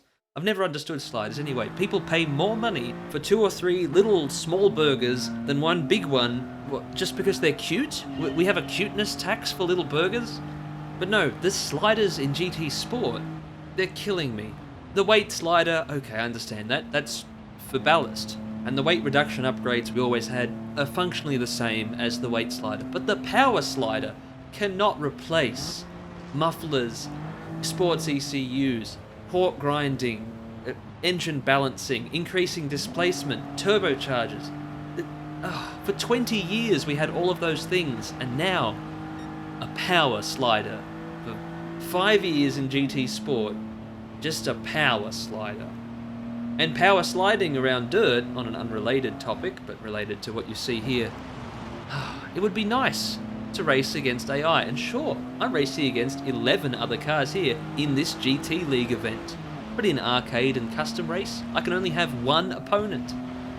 Even though I can have 11 in the campaign, I can't make a custom race with more than 1 opponent. That is so frustrating. When all the other tracks let you have custom races with 19 other cars and tyre wear and fuel usage. These dirt tracks all have pit lanes too, but there are no events and no option to use fuel and tyres on them. I get that maybe they're there for future-proofing. You'd better not throw out these things. It's time to stop throwing out old art assets. Gran Turismo Sport has so many great things in it, and after losing so many tracks and cars, we can stop now. We've reached a point where the quality is good enough. Yes, some trees need updating, but give this dynamic time of day and weather, we can keep Sardinia windmills forever. There is no need to keep throwing things away. What few things we have in Gran Turismo Sport, I've appreciated for years while I wait for 7, but every car they add is a treasure. This Mitsubishi GTO, I'm so glad they added it. It's heaps of fun. I've driven over 250 of the game's 330 cars. I love them all. They are all so incredibly detailed, so incredibly great to drive. And there's been some excellent additions. This is the first Gran Turismo game with the Ferrari F50 or the De Tomaso Pantera, for example. There are 4 new Impreza WRX models that we didn't have before, and there's 11 Porsches and a roof. Most of the new Vision Gran Turismo cars have been excellent.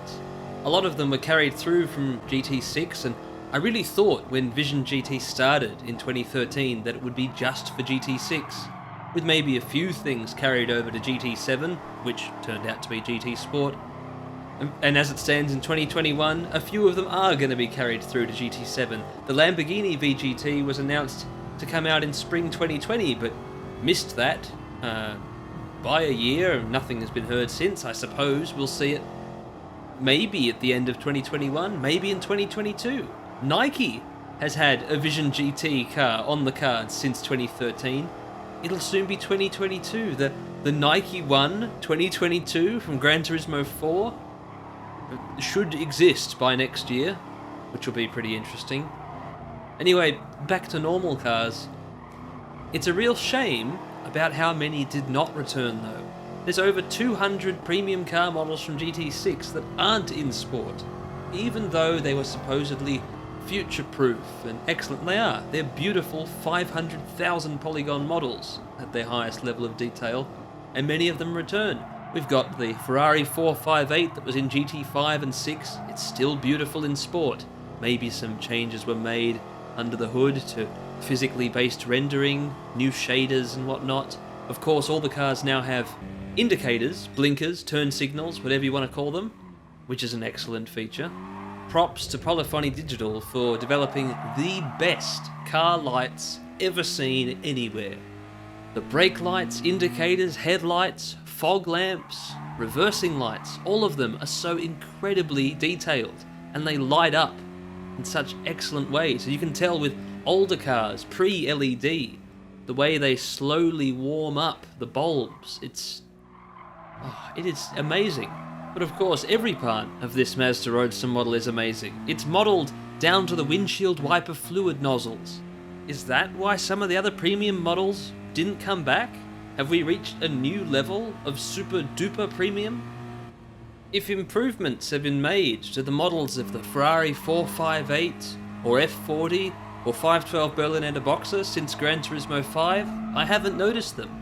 Surely they're the same models, right? Maybe a new shader here or there, but I don't see why they would return and yet not the 599, F430, 430 Scuderia, SP1. So many Ferraris that could be in the game, and not just Ferrari, it applies to every single brand. Aston Martin, yeah, we've got the DB11, but at what cost? The DB9 and the V12 Vanquish are out.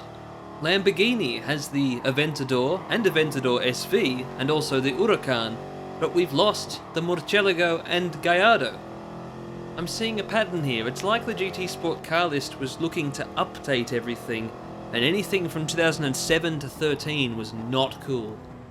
Of course, the Huayra is from 2013, and it's very cool, but there's nothing to update it with. I'm talking about manufacturers that have new cars replacing old. The 6th generation Mustang is here. Oh, goodbye 5th gen Mustang. Even though GT6 just added the Boss 302 and the Shelby GT500, nah, they gotta go, they're not cool anymore. The McLaren MP4-12C is outdated now that we've got the 650S, but it stayed in the game, which is very unfair since we've lost the Lexus LFA, the Alfa Romeo 8C, the Audi R8 with the 5.2 V10.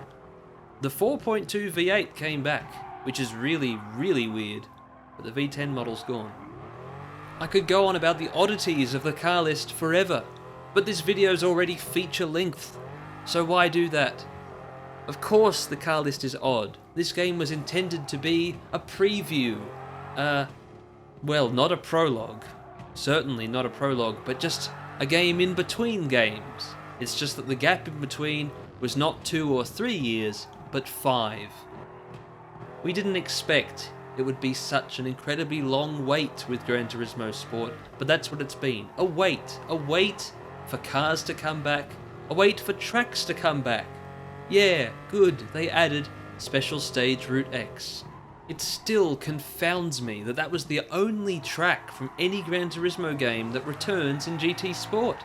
When Midfield and Apricot Hill were re-added to Gran Turismo 6 after being absent from 5, I thought that was the direction we were heading in. I thought maybe we'd get Special Stage Route 11 back next, or Complex String, or Costa di Amalfi, or Seattle, or something. And their absence is disappointing, but maybe next time. GT Sport's undoings are all the little decisions that just don't make sense. And not the ones related to nostalgic content, but just content that makes sense. We've got racing karts, but no kart track. We've got a huge emphasis on online racing in various classes of racing cars, but we've cut all the Japanese GT300 cars that could have been their own group. We've still got paint chips, but you don't get paint chips anymore when you buy cars. You can't paint a car in any of its original colours. If you have a blue Ferrari and you would rather it be Rosso Corsa, there is no Rosso Corsa paint chip. There's green with flakes, but it's too weird. The mileage exchange, where you use a currency that exists only for buying helmets and poses and paint chips and toe stickers. Mileage is also what you use to upgrade, in inverted commas, your cars, so you can adjust the power and weight sliders a bit further in each direction. Ugh. And mileage points are used to buy wheels and to buy safety cars. And what do you do with the safety cars? Well, you could maybe enter a roleplay lobby online and pretend to be the cop and enforce the speed limits. I like to drift my safety cars, and it's great that Gran Turismo Sport still has the same drift mode from GT5 and 6. But you know what? They've only got sector drift mode, and they've removed the ability to do full lap drift trials. Which is a real shame. I always preferred full lap drift. But I understand that sector-based drifting was always the more competitive mode. And GT Sport being a competitive online game, surely that's what they'd have to use for drift competitions. But GT Sport has no drift competitions. Gran Turismo 6 had drift trials, online drift trials, every week. In Gran Turismo Sport we have a drift mode and a heavy online focus, and no weekly drift of the week with a leaderboard? Why not? Sure, I can drift a GR Supra around Bathurst by myself, but I liked competing with the community to see if I could get within the top 1,000 drifters each week. They host regular official online time trials with leaderboards, but no drift trials. And while the time trials of GT6 had huge prizes, you could get millions of credits if you beat the gold target times, the time trials in GT Sport have no incentive to enter, besides the leaderboard. And regular time trials and drift trials that aren't part of online competitions have no leaderboards. It's a far cry from Drive Club, which had the most sophisticated leaderboard system I'd ever seen. It's a real shame they're all closed now. What Gran Turismo Sport does have, for the first time, is a livery editor. Ah, how good it is to finally be able to cover cars in stickers, big Gran Turismo shaped stickers. I haven't really gotten very used to it yet. It's complicated, of course, but you have the primitive shapes, you can do anything. And besides that, of course, you have all sorts of other decals, real world logos and some fake ones as well, but with primitive shapes you can do anything. I'll never forget that years ago, it must have been in Forza Motorsport 2, I was at my brother's house and we were racing against someone who had a SpongeBob car. And I said, how did they get the SpongeBob? And he said, well, they made it out of rectangles and circles. I said, that person's so talented. How'd they make SpongeBob out of rectangles and circles? It's like, SpongeBob's a rectangle. Yeah, but that's really difficult. Point is, you could do that. You could make a SpongeBob out of rectangles and circles, or you could import one, because this livery editor lets you import SVG files, scalable vector graphics. Fantastic. It's a shame it doesn't take JPEGs or PNGs, but if you can find some vector graphics somewhere, Probably Wikipedia. Wikipedia has lots of vector graphics, though most of them are coats of arms, flags, and graphs. But you could take those coats of arms and flags and graphs and stick them onto your car, if you so desired. When you're finally finished with your design, you upload it to the game's servers so you can use it. You can't use it unless you do that. This always online system. Ugh. Anyway, once you've done that, you can choose to share it or not. And the players who have shared their liveries have made some amazing things. There are some very creative people out there. There's also quite a lot of people who are just really obsessed with Monster Energy, of course, but some people have made outstanding car liveries. The problem is searching for those liveries is a real pain in the neck. You can find the most popular liveries from when the game launched, because they're the ones with the most likes, there's a section for those, and you can find liveries that were uploaded in the last week, but if you want to search for any particular word, you can do that, but you still have to then scroll through pages and pages of all the liveries relating to that word, sorted from newest to oldest. Not most relevant, you still have to go through lots of blank pages because the game makes a page for every week of the server's existence. So if there was a thing made 1 year ago, you have to click through 50 pages to get to it. I have a Pocari Sweat livery. I was lucky that the day I searched for Pocari Sweat years ago, someone had made a Pocari Sweat suit livery. I forgot, you can make suit and helmet liveries as well. If you were to go looking for that now, you'd have to flick through hundreds of pages to get to it. When the community makes such great content that is so hard to find, it's very frustrating. Searching through community content in a modern game should not be reminiscent of searching for stuff on the internet in the dial-up days. You know, the mid-90s to mid-2000s, when computers went...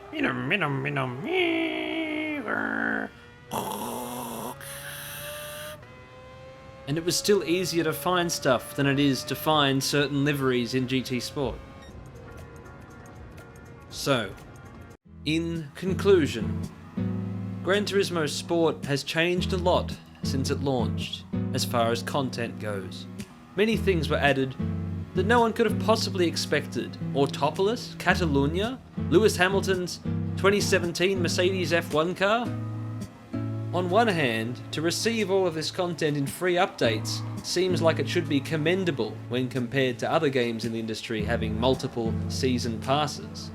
On the other hand, I can't reward mediocrity. This is the best-selling racing game franchise in the world, besides Mario Kart, so we should be able to expect more from it. We should be able to expect AI opponents that can at least provide the impression of a good race, rather than roll around the track leisurely, even on their hardest difficulty setting. We had better AI over 20 years ago on a console with 2 megabytes of RAM. We also had a rewarding, engrossing, rags to riches game structure, which has since been replaced by some license tests and then a roulette wheel that fills in the rest. Yes, updates added 301 GT League races and a little bit of Isamu Ohira's legendary music. But there's no reason to play these races because the game isn't structured like that. It's structured so that the best 48 drivers in the world can compete against each other in a sport, and the other 99.999% can watch. They even updated the intro movie to reflect this. Of course, the lowest echelons of sport mode are open to everyone, but they only seem to appeal to about 1/10 of the player base. The 1/10 who are happy to do the same races all week in search of good racing. Racing for the sake of racing, not to win anything. If you look hard enough, you may even find a good race to be had in custom race mode, although chances are it'll be a one-make race. The AI can't be trusted to choose cars for themselves because the cars have been placed in ridiculous power divisions, and they're only really good at driving racing cars anyway. The years spent waiting for Gran Turismo Sport were quite long, but the years spent waiting with Gran Turismo Sport have been longer still. Years spent waiting for a Gran Turismo with a single player experience, with the cars and tracks we've come to love and expect, with tuning, with a used car dealership, with Isamu Ohira's menu music. It's been years of waiting, but it hasn't been wasted time. It's a foundation for Gran Turismo 7 to build upon. There's lots of cars and tracks here. Just think, if Gran Turismo 7 just has lots more of this content and puts it in a better context, it's all set up to be a fantastic game. Context is everything. A 20-car grid start race in a Mazda 787B is one thing in custom race mode in GT Sport, but if it were part of a championship, part of a great GT League mode, part of a game where you work your way up to the top, starting in slow cars, used cars, tuned cars, part of something greater, not a toolbox, but Gran Turismo, I'd be as happy as the little green server indicator spot.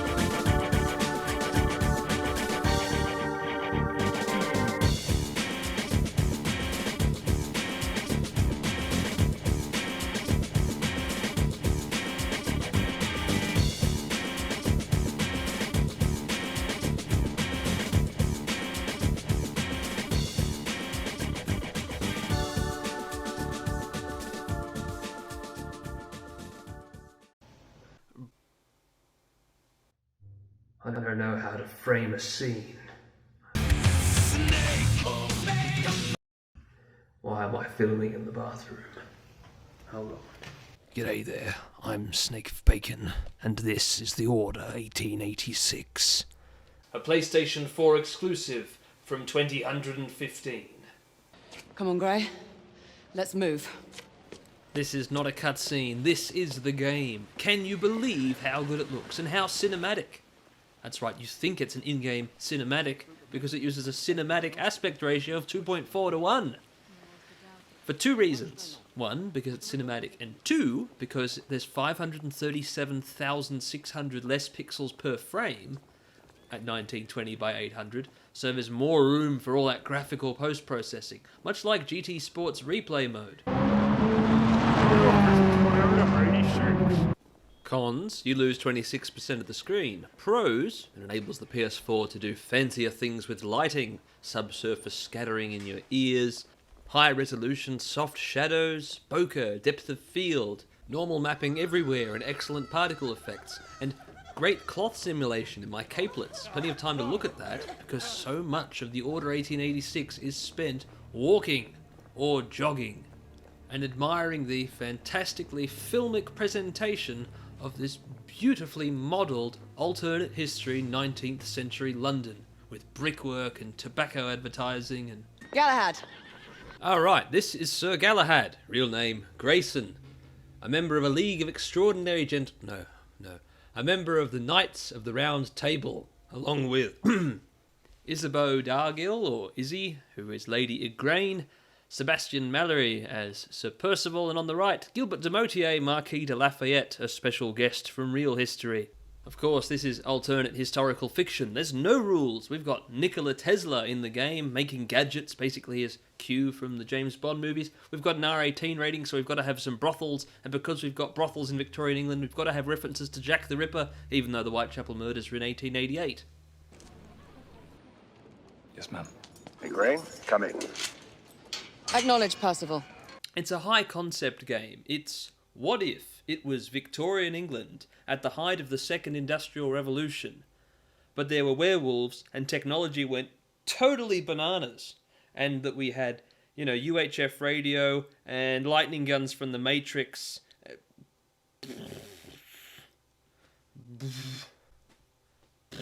Technology. Multiple escapees spotted at the east entrance of the United India Underground Station. Intercept with caution. Understood. Come on, Gray. Let's move. Wait a minute, this is the same clip again. You already know how pretty it is outdoors. How about indoors? Well, it's still pretty. I mean, the carpet's amazing. The mirrors don't work because that would just be too taxing. They've already spent all the effects budget on everything else. So, no working mirrors. Or perhaps the mirrors are working correctly, but I'm a vampire. Nah. So when you're not walking around appreciating the graphics, the Order 1886 is a third-person action-adventure game where you partake in the time-honoured tradition of taking cover and then shooting at things, much like Gears of War and Uncharted, and really not too dissimilar to Time Crisis from 1995 or even Space Invaders in 1978 was a cover-based shooter, but really this is the modern snap-to-cover, pop-out, shoot-at-people, advance sort of thing seen in Gears of War and Uncharted. It's more to the Gears of War end of the spectrum because unlike Nathan Drake, Grayson is quite old and English. He doesn't jump. Or he seldom jumps. If his life depends on it, Grayson will jump. Discover history's darkest secret. London, 1886. A city transformed by science and industry, but living in fear of an ancient, inhuman foe. As Galahad, a member of an elite order of royal knights, joined the battle to preserve the future of mankind, armed with advanced weapons and technology. Turn the tide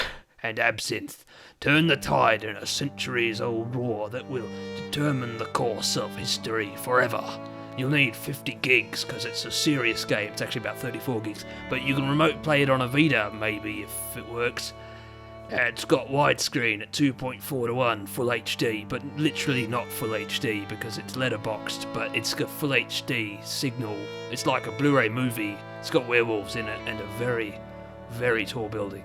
Contrary to what the cover may have you think, that you're the Queen's defence against vampires and werewolves, most of your time in the Order 1886 is spent shooting at humans who don't like the government, Cockney disestablishmentarians and Bedlamites running amok. Percival thinks it could be a rebel subterfuge. the difficult balance of fixing the werewolf problem and quashing rebellion. That's history's darkest secret. The British Empire is an empire. They call them an order of knights because they maintain order.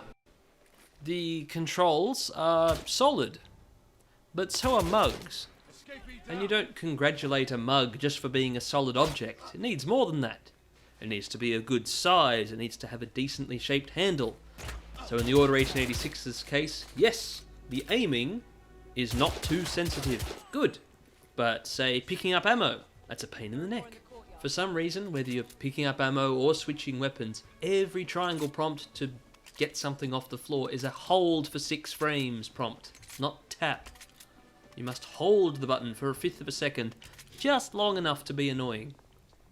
Now, on the subject of the rest of the gameplay, and back to that forced mug analogy, if third-person action-adventure games are mugs, the Order 1886 is a beautiful, ornate pewter mug, like the kind you get, as a wedding gift or something.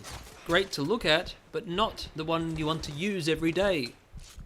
You can't use it every day. You have to wash it, and then you can't put it in the dishwasher, unlike a nice bone china mug. I think this analogy is getting way out of hand. Look, the issue with the gameplay is not how it works. It's fine. It's the third-person shooting gameplay that you know and love from other games. But unlike most other third-person action-adventure shooter whatevers, there's very few combat scenarios where you have to think. I understand making a game that appeals to the masses, but they really have low expectations of the lowest common denominator, don't they?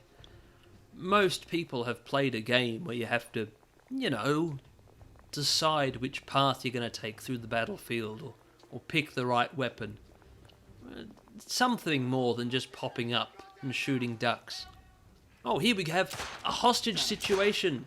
Well, I tried to shoot the hostage taker, but, you know, it's a cinematic scripted sequence, so that's not possible. Ooh, a melee attack. Well, we can survive the first one, because why not? Then it goes into a scripted melee sequence. That was a wet crunch. Where was I? Right, everything's scripted. Ah, the werewolf attacks are so scripted. I don't want to spoil any of them, but basically they all boil down to quick time events. It's sad. Push triangle to beat the werewolf. Anyway, I was trying to get through this door. I tried my air blast, thinking that was the trick. No. Igraine hasn't finished her lines. I'm still waiting for the context-sensitive button. Here it is. A slow-mo breaching sequence, which you solve with the air blast. That's so easy. That's your breaching sequence, that's it? Never a difficult situation in this game. Oh, well, now Igraine is wounded. What will she do? As seen dozens of times in this game, the Knights of the Round Table use black water, a mysterious fluid in their flasks, which I can only assume to be the original recipe for Coca-Cola, back when it still had the good stuff in it. It cures all wounds, causes slight immortality, and in gameplay actually lets you slow down time to shoot grenades out of the air, as seen a few years before in the masterpiece, Yakuza Dead Souls. In Yakuza Dead Souls they call it heat sniping, here it is called black sight. Black sight as in sight with the eyes, not like a black site, a place that is off them. Never mind. I'm going to throw a smoke grenade now. It's a good old-fashioned English invention. No, really, they're not anachronistic at all. I have proof.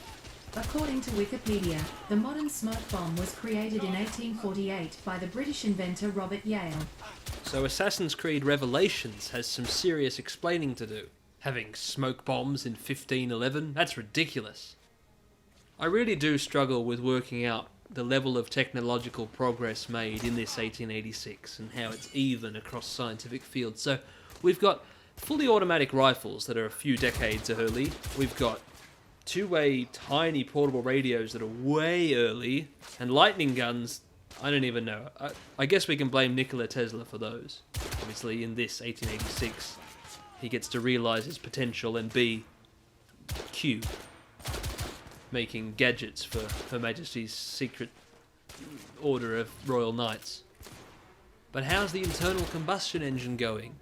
And what of Johnston's fluid beef? Has it been renamed Bovril yet? Did we get Bovril earlier in the Order 1886 universe? We may never find out because 6.5 years since release, there's no news of a sequel. I don't know if the game did well enough to justify one, considering the massive expense that the game cost. I don't know what the game's budget was, but you could look at these production values and know a lot of time, effort and money was put into this game. And some really good acting as well. Your experience with the game depends on how you frame it. It depends on what you're looking for. If you want a game that you can replay and that will challenge you for months, no. But if you want a 7-hour movie with gameplay, you may have found what you're looking for. The way you frame a scene is very important. I'll demonstrate, give you the real experience.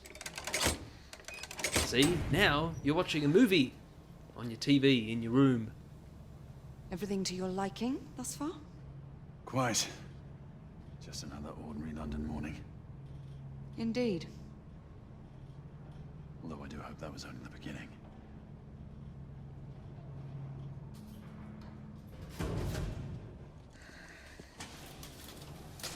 Ladies first.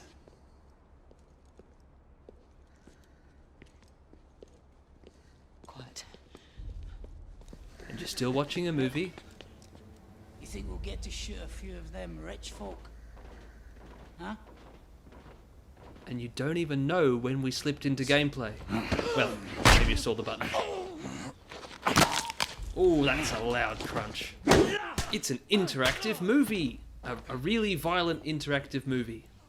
With very little replay value. Unless you get a bigger TV. I mean, I'd play this again on a projector, absolutely. Come take a look at this. In quieter moments of the Order 1886, you can appreciate detailed objects that you The can latest ship in the company's fleet. inspect. Wow, look at this ship. I love picking up things and waving them around in 3 axes. Fantastic. I mean, look at it. You look at the top, look at the front, look at the side, shake it around a whole lot. Marvellous. What a beautiful art asset they've made. What a nice ship. I mean, what a nice sack boy. Look at it bobbling around. This is a fantastic asset. The talent that went into making these objects. Fantastic. There's just beautiful art all around. I mean, the visuals don't really make up for all the other shortcomings, but, well, short is the key.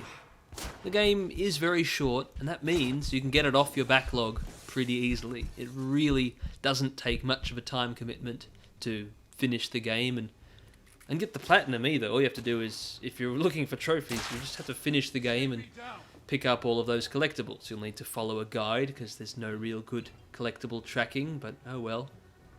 The game's full of beautiful objects. Take that, you stupid temple jar!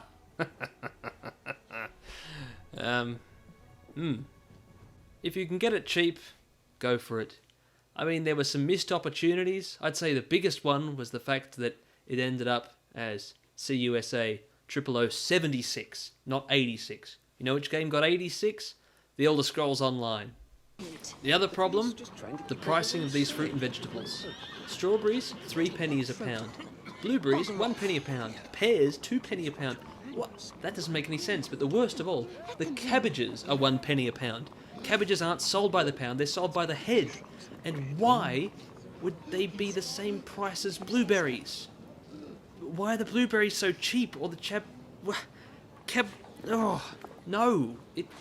Oh.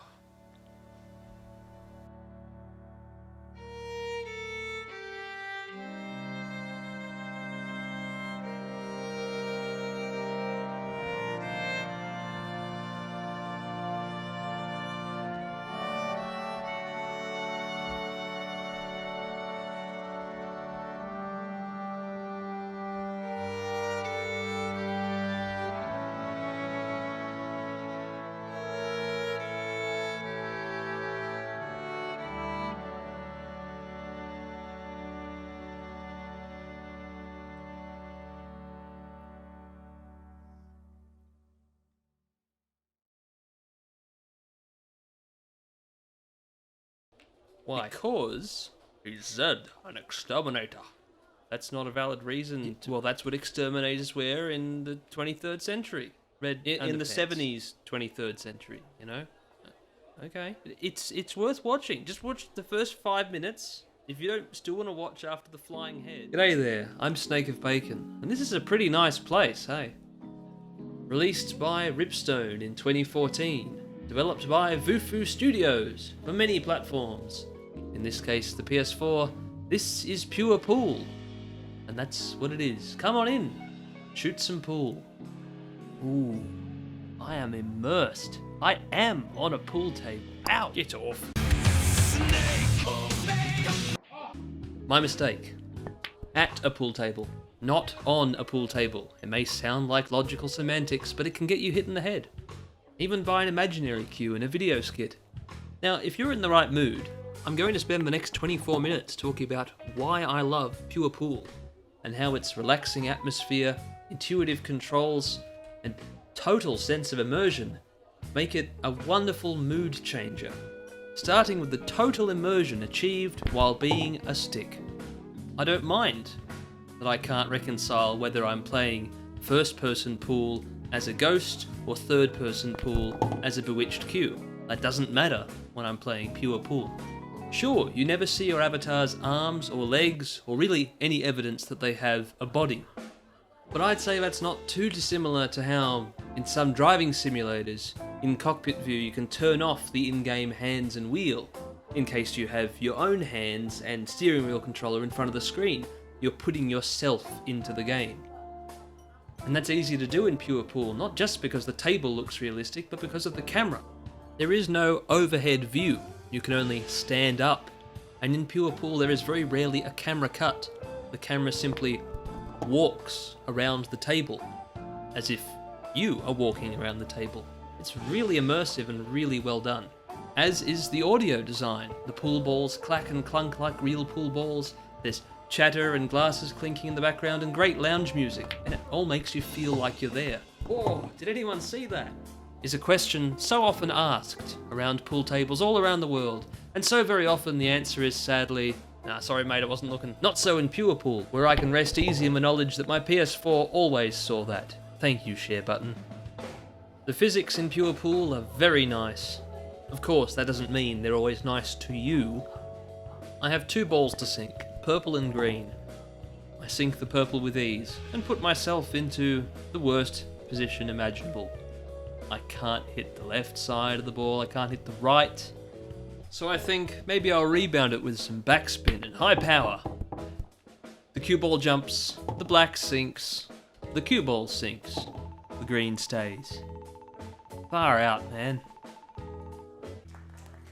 There is a lot of chaos in pool. A lot of angles, but a lot of chaos. Though sometimes I wonder if it's not all pure mathematics, and if the little green 6 ball is actually my nemesis. In this attempt to sink it, I sunk 3 of Isabel's stripes. In one shot, I could never possibly, purposefully sink 3 balls from my own set in one shot, but sure, 3 by accident when I'm trying to do a very simple... It's alright, I have as many colossal blunders as I do wonderful flukes. Like this sinking of the blue. That was good. And now it is time to pot the black. When you have to pot the black, the game goes into a heartbeat mode and everything gets serious. Just this one time it gave me a foul for no particular reason, which cost me the game, when it was a valid potting of the black. I have checked the rules. Now, in English black ball, that might not have been allowed, but that was US 8 ball, and many times before I have potted one opponent's ball with the black, and it's been fine. So obviously something went wrong with registering the last ball that I had potted. Usually, a game-winning shot looks like this, with beautiful slow-mo chalk dust, and vignetting, and Is there a hard G in vignetting? Yeah. No, it's vignetting. Vignetting, dark corners, whatever.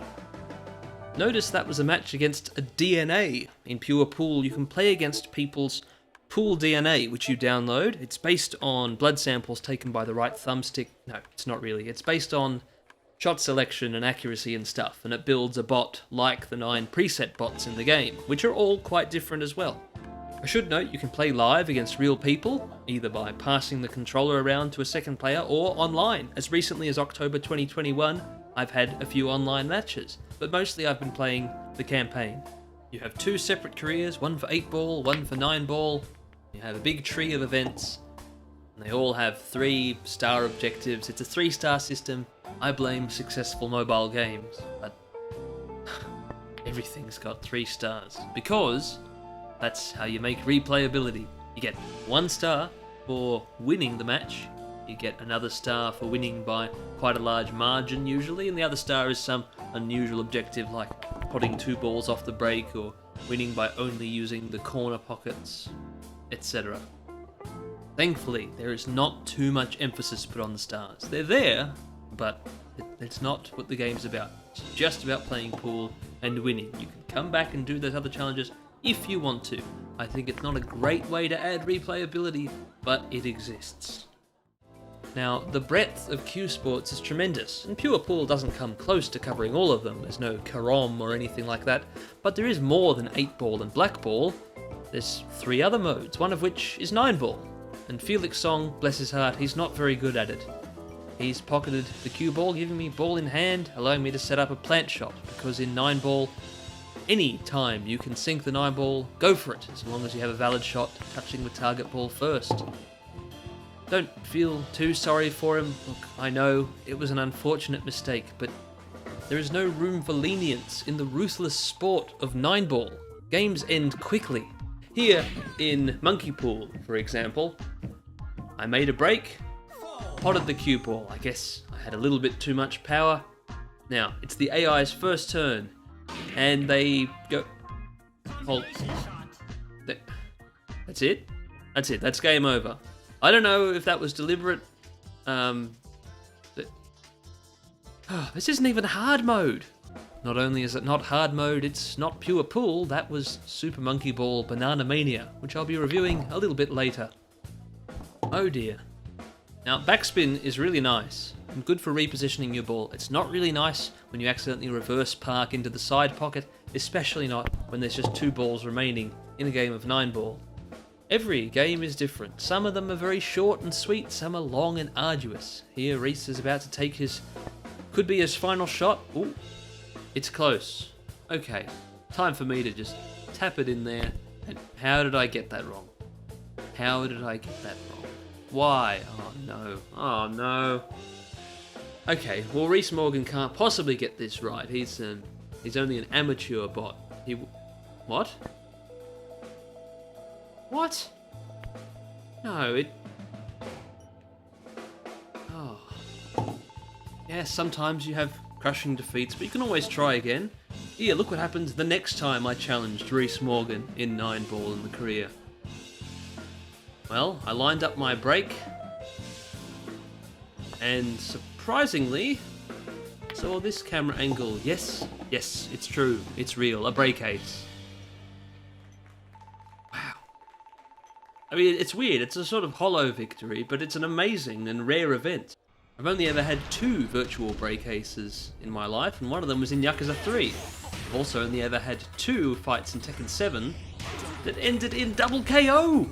Double KO! It's my first one in years! Beyond 8 ball, 9 ball, and black ball is Killer, a game that does not end in ball. And in Killer, you don't win by potting balls, but you do lose by not potting them. Every time you don't pot a ball, you lose a life. So if you're bad often enough, you'll die.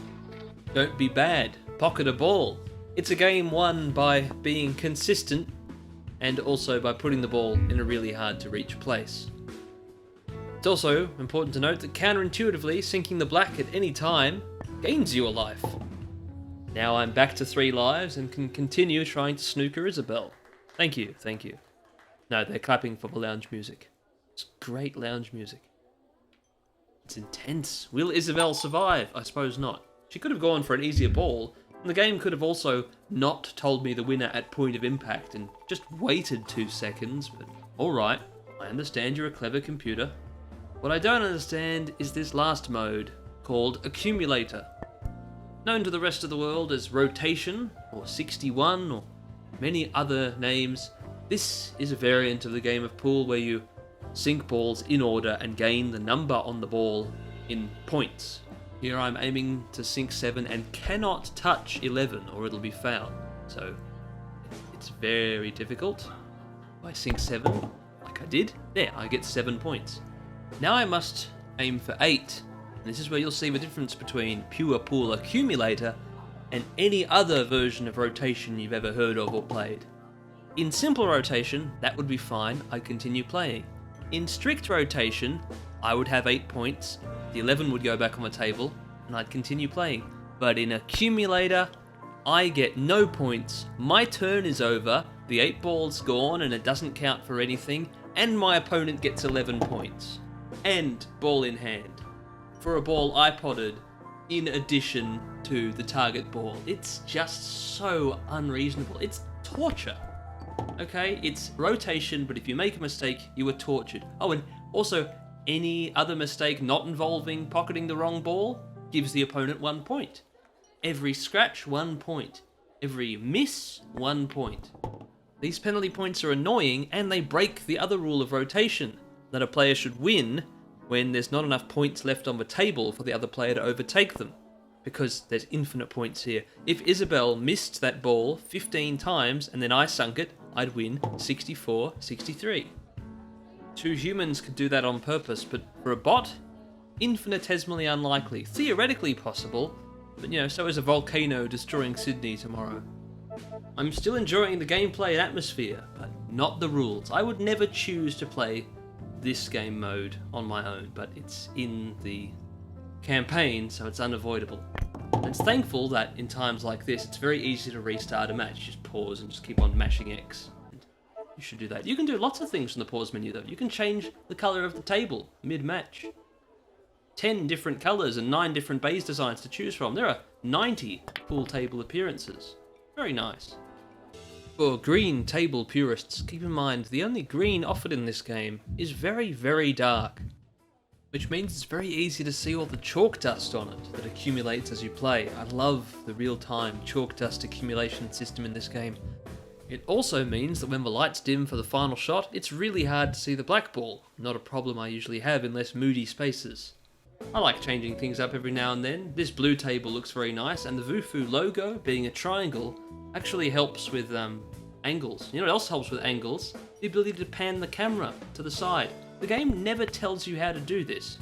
For some reason, it's not mentioned in the tooltips in the bottom right, it's not in the tutorial, but at least on PS4, sliding your finger on the touchpad causes the camera to pan.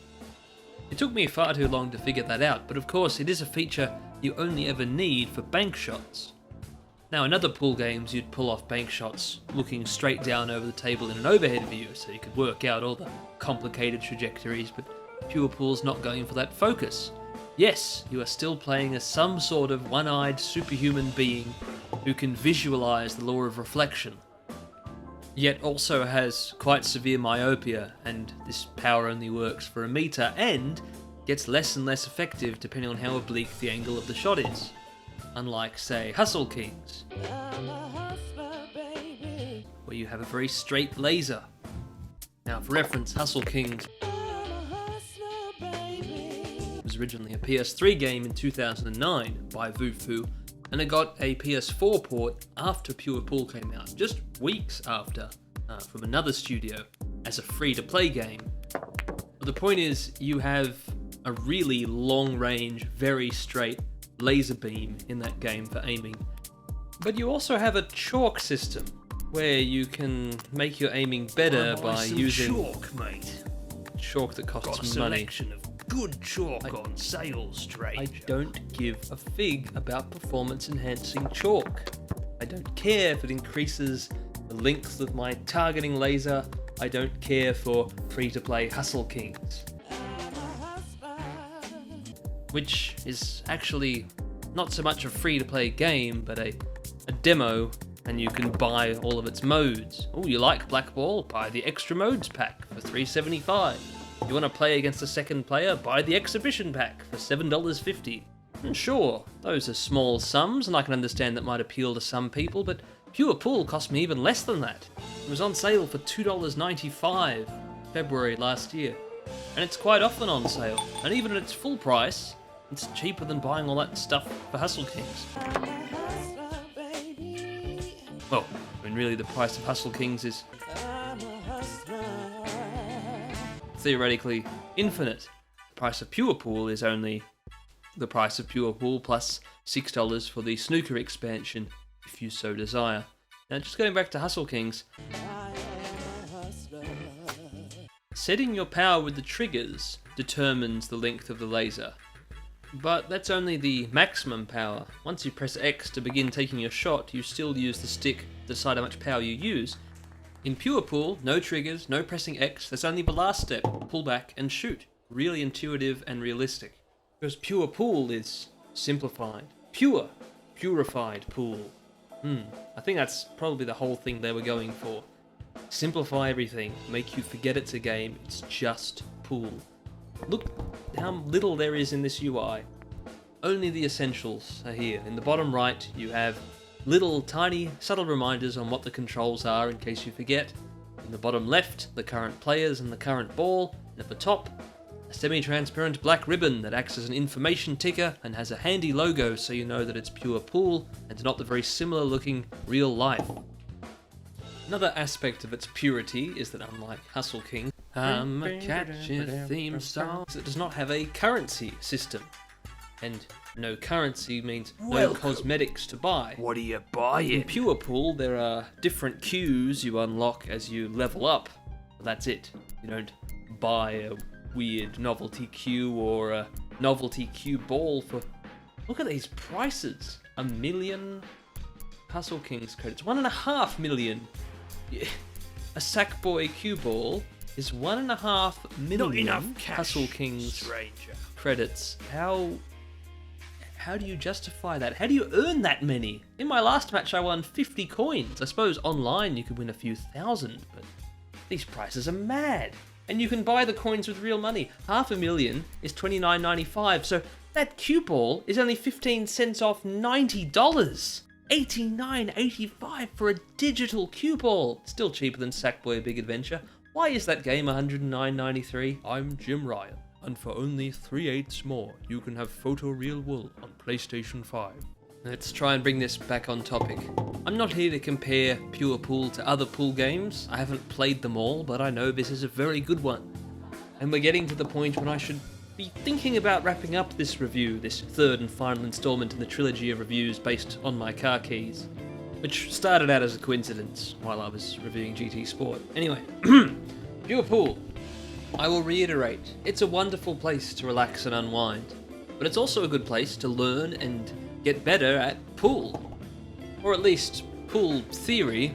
In practice, your ability to handle a cue and hit the ball straight is everything. In Pure Pool, you never miss your target. You are always straight cueing perfectly. In real life, that takes a tremendous amount of practice. Now, I'm just going to have to fast forward a bit here. Joshua King, this master bot, yeah, he's very good at Pure Pool. So good, in fact, he didn't give me a turn. And since the game has no fast forward or skip the computer's turns option, sometimes you really do just have to sit there for 2 minutes and watch Joshua King slaughter you. Honestly, the only time I ever beat Joshua King, since I've only had to play him once in the campaign, was when he potted the black by accident. Yes, there's a non-zero chance they will go on an 8-ball run. There's also a non-zero chance they will foul and give you a win for free. By the time you've reached that part of the campaign though, you would have done a lot of these challenges. This is Speed Pot, and I've just messed it up. But I've got one more chance to pot it within the minute 10. Oh, far out. Well, looks like I'm not getting 3 stars. How about 2 stars? Well, there's no way I can pot it in the next 10 seconds because it's just not in a pottable position. Okay. Will I even get 1 star? I mean, I don't know. It's not in the right place. But, oh, slow-mo time. Hey, chaos. Yeah, gee, thanks. I would have preferred 3 stars, but oh well, I'll try it again. I prefer the other 3 challenge modes, like Checkpoint, where you have to pot balls as quickly as you can, and you get more time for each ball, or Royal Rumble, which is actually the same as Checkpoint, except, like a Royal Rumble in, professional wrestling, another ball enters the table every 30 seconds. It's a strange idea, and I suppose it's a bit unfortunate you can't assign wrestling personas to each ball because they're all 7s. How would I know if that was Macho Ball Randy Savage, or the Undertable? Lastly, the 4th and final challenge mode is Perfect Potter, and it's the only one without a timer, which normally would be a relief. Ah, good, there's no pressure. Well, no, there's no time pressure, but if you miss a single shot, the game ends. It's about how many balls you can sink in a row. In the campaign, 8 or 10 or 12. Outside the campaign, you can try and sink as many as you can, and they'll re-rack them every time you sink all 15. My best is 27. I just couldn't quite get the whole table done twice. And 27 balls sunk put me 12,700 and something on the leaderboard. I don't know how many entries there are, and I don't know what the top score is. I can't find the button that lets me look at what the top score is. I'm sure it's in the hundreds, if not thousands. I've thoroughly enjoyed my time with Pure Pool, and I'd say the most memorable part for me was the 7-frame match against Madison Williams in the 8-ball career. Madison Williams is another one of the master bots, and the 7-frame tournament match you have against her is the first time you encounter her in the campaign. After playing dozens of matches against Felix Song, Isabel Sanchez and Tyler Holt, it was a bit weird having all of a sudden a new opponent. And in a serious 7-frame match, first person to win 4 games wins, you get to know someone's personality. She's not like Joshua King. She's not as aggressive. Madison is cheeky, playful, generally hits with low power and slight backspin to keep the ball still, just methodically sinking everything on one half of the table. And as you saw, when there's a really difficult shot, she might not always play it. She may just pass the turn to the other player to try and deal with the impossible mess. She knows I can't do anything with this situation, she's just waiting to win. You need more proof? Here. I went and potted the cue ball. Madison knows she can win this easily, so she didn't even try to sink anything from here. Put the ball in the furthest away possible position, just to let me have another run. She handicaps herself because she's aware she's that good. So I just kept on trying. I became that good. You can too. You just have to keep playing until you can see the rest of the path. You know, the invisible half. The part where the ball's going to go into the pocket. See it happening before it happens. Once I had that shot down, the rest of it was easy. I beat Madison in the 7-frame match. It was great. It felt like I'd slain the final boss of Pure Pool. Completed the 8-ball career. I still actually had more matches to go to after that, and I've done them since, so I can say I haven't done 9-ball yet, not completely, but I have finished the Pure Pool 8-ball career. The amateur 8-ball career. There's still Pro and Master. So there's dozens more matches for me to play, in Pro with a half-length targeting laser helper, and in Master with no targeting assistance at all. So I'll probably never ever finish that. Oh well, I will take my victories and leave. Pure Pool was fun. And is fun. Really, I will keep coming back to this. If not to finish the campaign, just to play pool and unwind. It's a wonderful place to be. This is pool. At least until Vufu's next pool game comes out, which is confusingly going to be titled This Is Pool. That's right, the sequel to Pure Pool. Pure was a very strong adjective, implying that it was the pure essence of pool. But now we've got a determiner, this. This is pool. It must be the definitive pool game forever, I guess. And it's a funny name because when I review it, and I suppose when everyone else reviews it, they'll make the same joke. They'll have to say, this is pool. Ha ha ha. I enjoyed Pure Pool so much, I'm very keen to play This Is Pool when it comes out. It was announced in 2018. It's been delayed indefinitely, but it could come out in 2022 if I'm a very good boy. Anyway, Snake of Bacon signing out. If you enjoyed this review, there's plenty more where that came from. This is the 8th review I've made this year. Other reviews in this season include Dead or Alive 6, 8 to Glory, the official game of the PBR, an 80-minute review for Gran Turismo Sport, chronicling its whole 4-year lifespan, and the next one is for Road Bustle. Yes.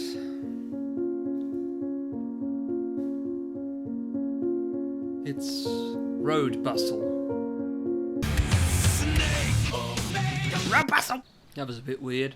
So this is the main menu. There are no options, but you press options to start. And a second after you start, it's over. Well, your first run is over, and that's where you learn that you must not step on manhole covers, because they will spring out of the ground, do a flip, and you'll die. That makes no sense. What does make a lot of sense in Road Bustle is absolutely nothing. The world here is a valley, maybe 200 meters wide, but infinity long, crossed by infinite east-west roads and railways.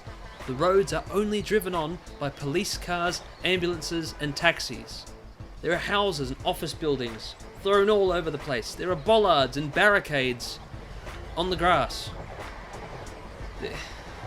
We're just running north or south. I haven't worked out if it's the morning or evening yet, or what we're running for. A lot of things are left open to interpretation here, or maybe they're not even supposed to be thought about. Don't try and interpret Road Bustle, it's not safe. Don't even think about it. Just run that way and make the number go up. Avoid being killed in a road accident, and listen to rap.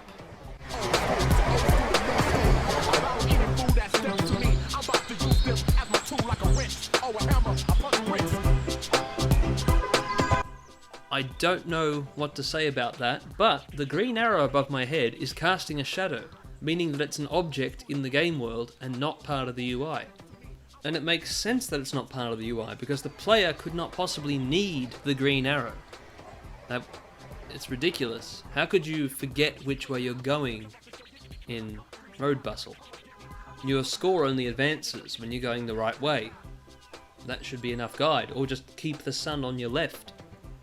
Maybe the green arrow exists in-universe, and it's the reason why the protagonist is going that way.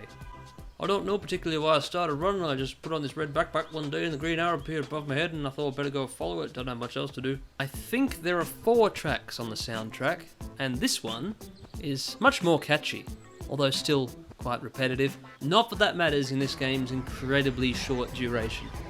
It's not a game you'll find yourself coming back to. It's not a game that'll make its way into the greatest games that involve crossing roads, with Frogger, Freeway for the Atari 2600, and maybe Yakuza 5. But it is cheap. In Australia, it's $1.45 at full price. I waited for a sale and bought it for 93 cents. Elsewhere around the world, at full price, it's 99 cents in the US, 99 euro cents in most of Europe, 95 euro cents in Finland, they're lucky, 79 pence or 37 Thai baht. No matter how you look at it, it's a similar price to a beef sui min. Noodles can at least satisfy one's hunger, but Road Bustle only satisfies a trophy hunter's hunger for the quickest, cheapest, easiest platinum one can find.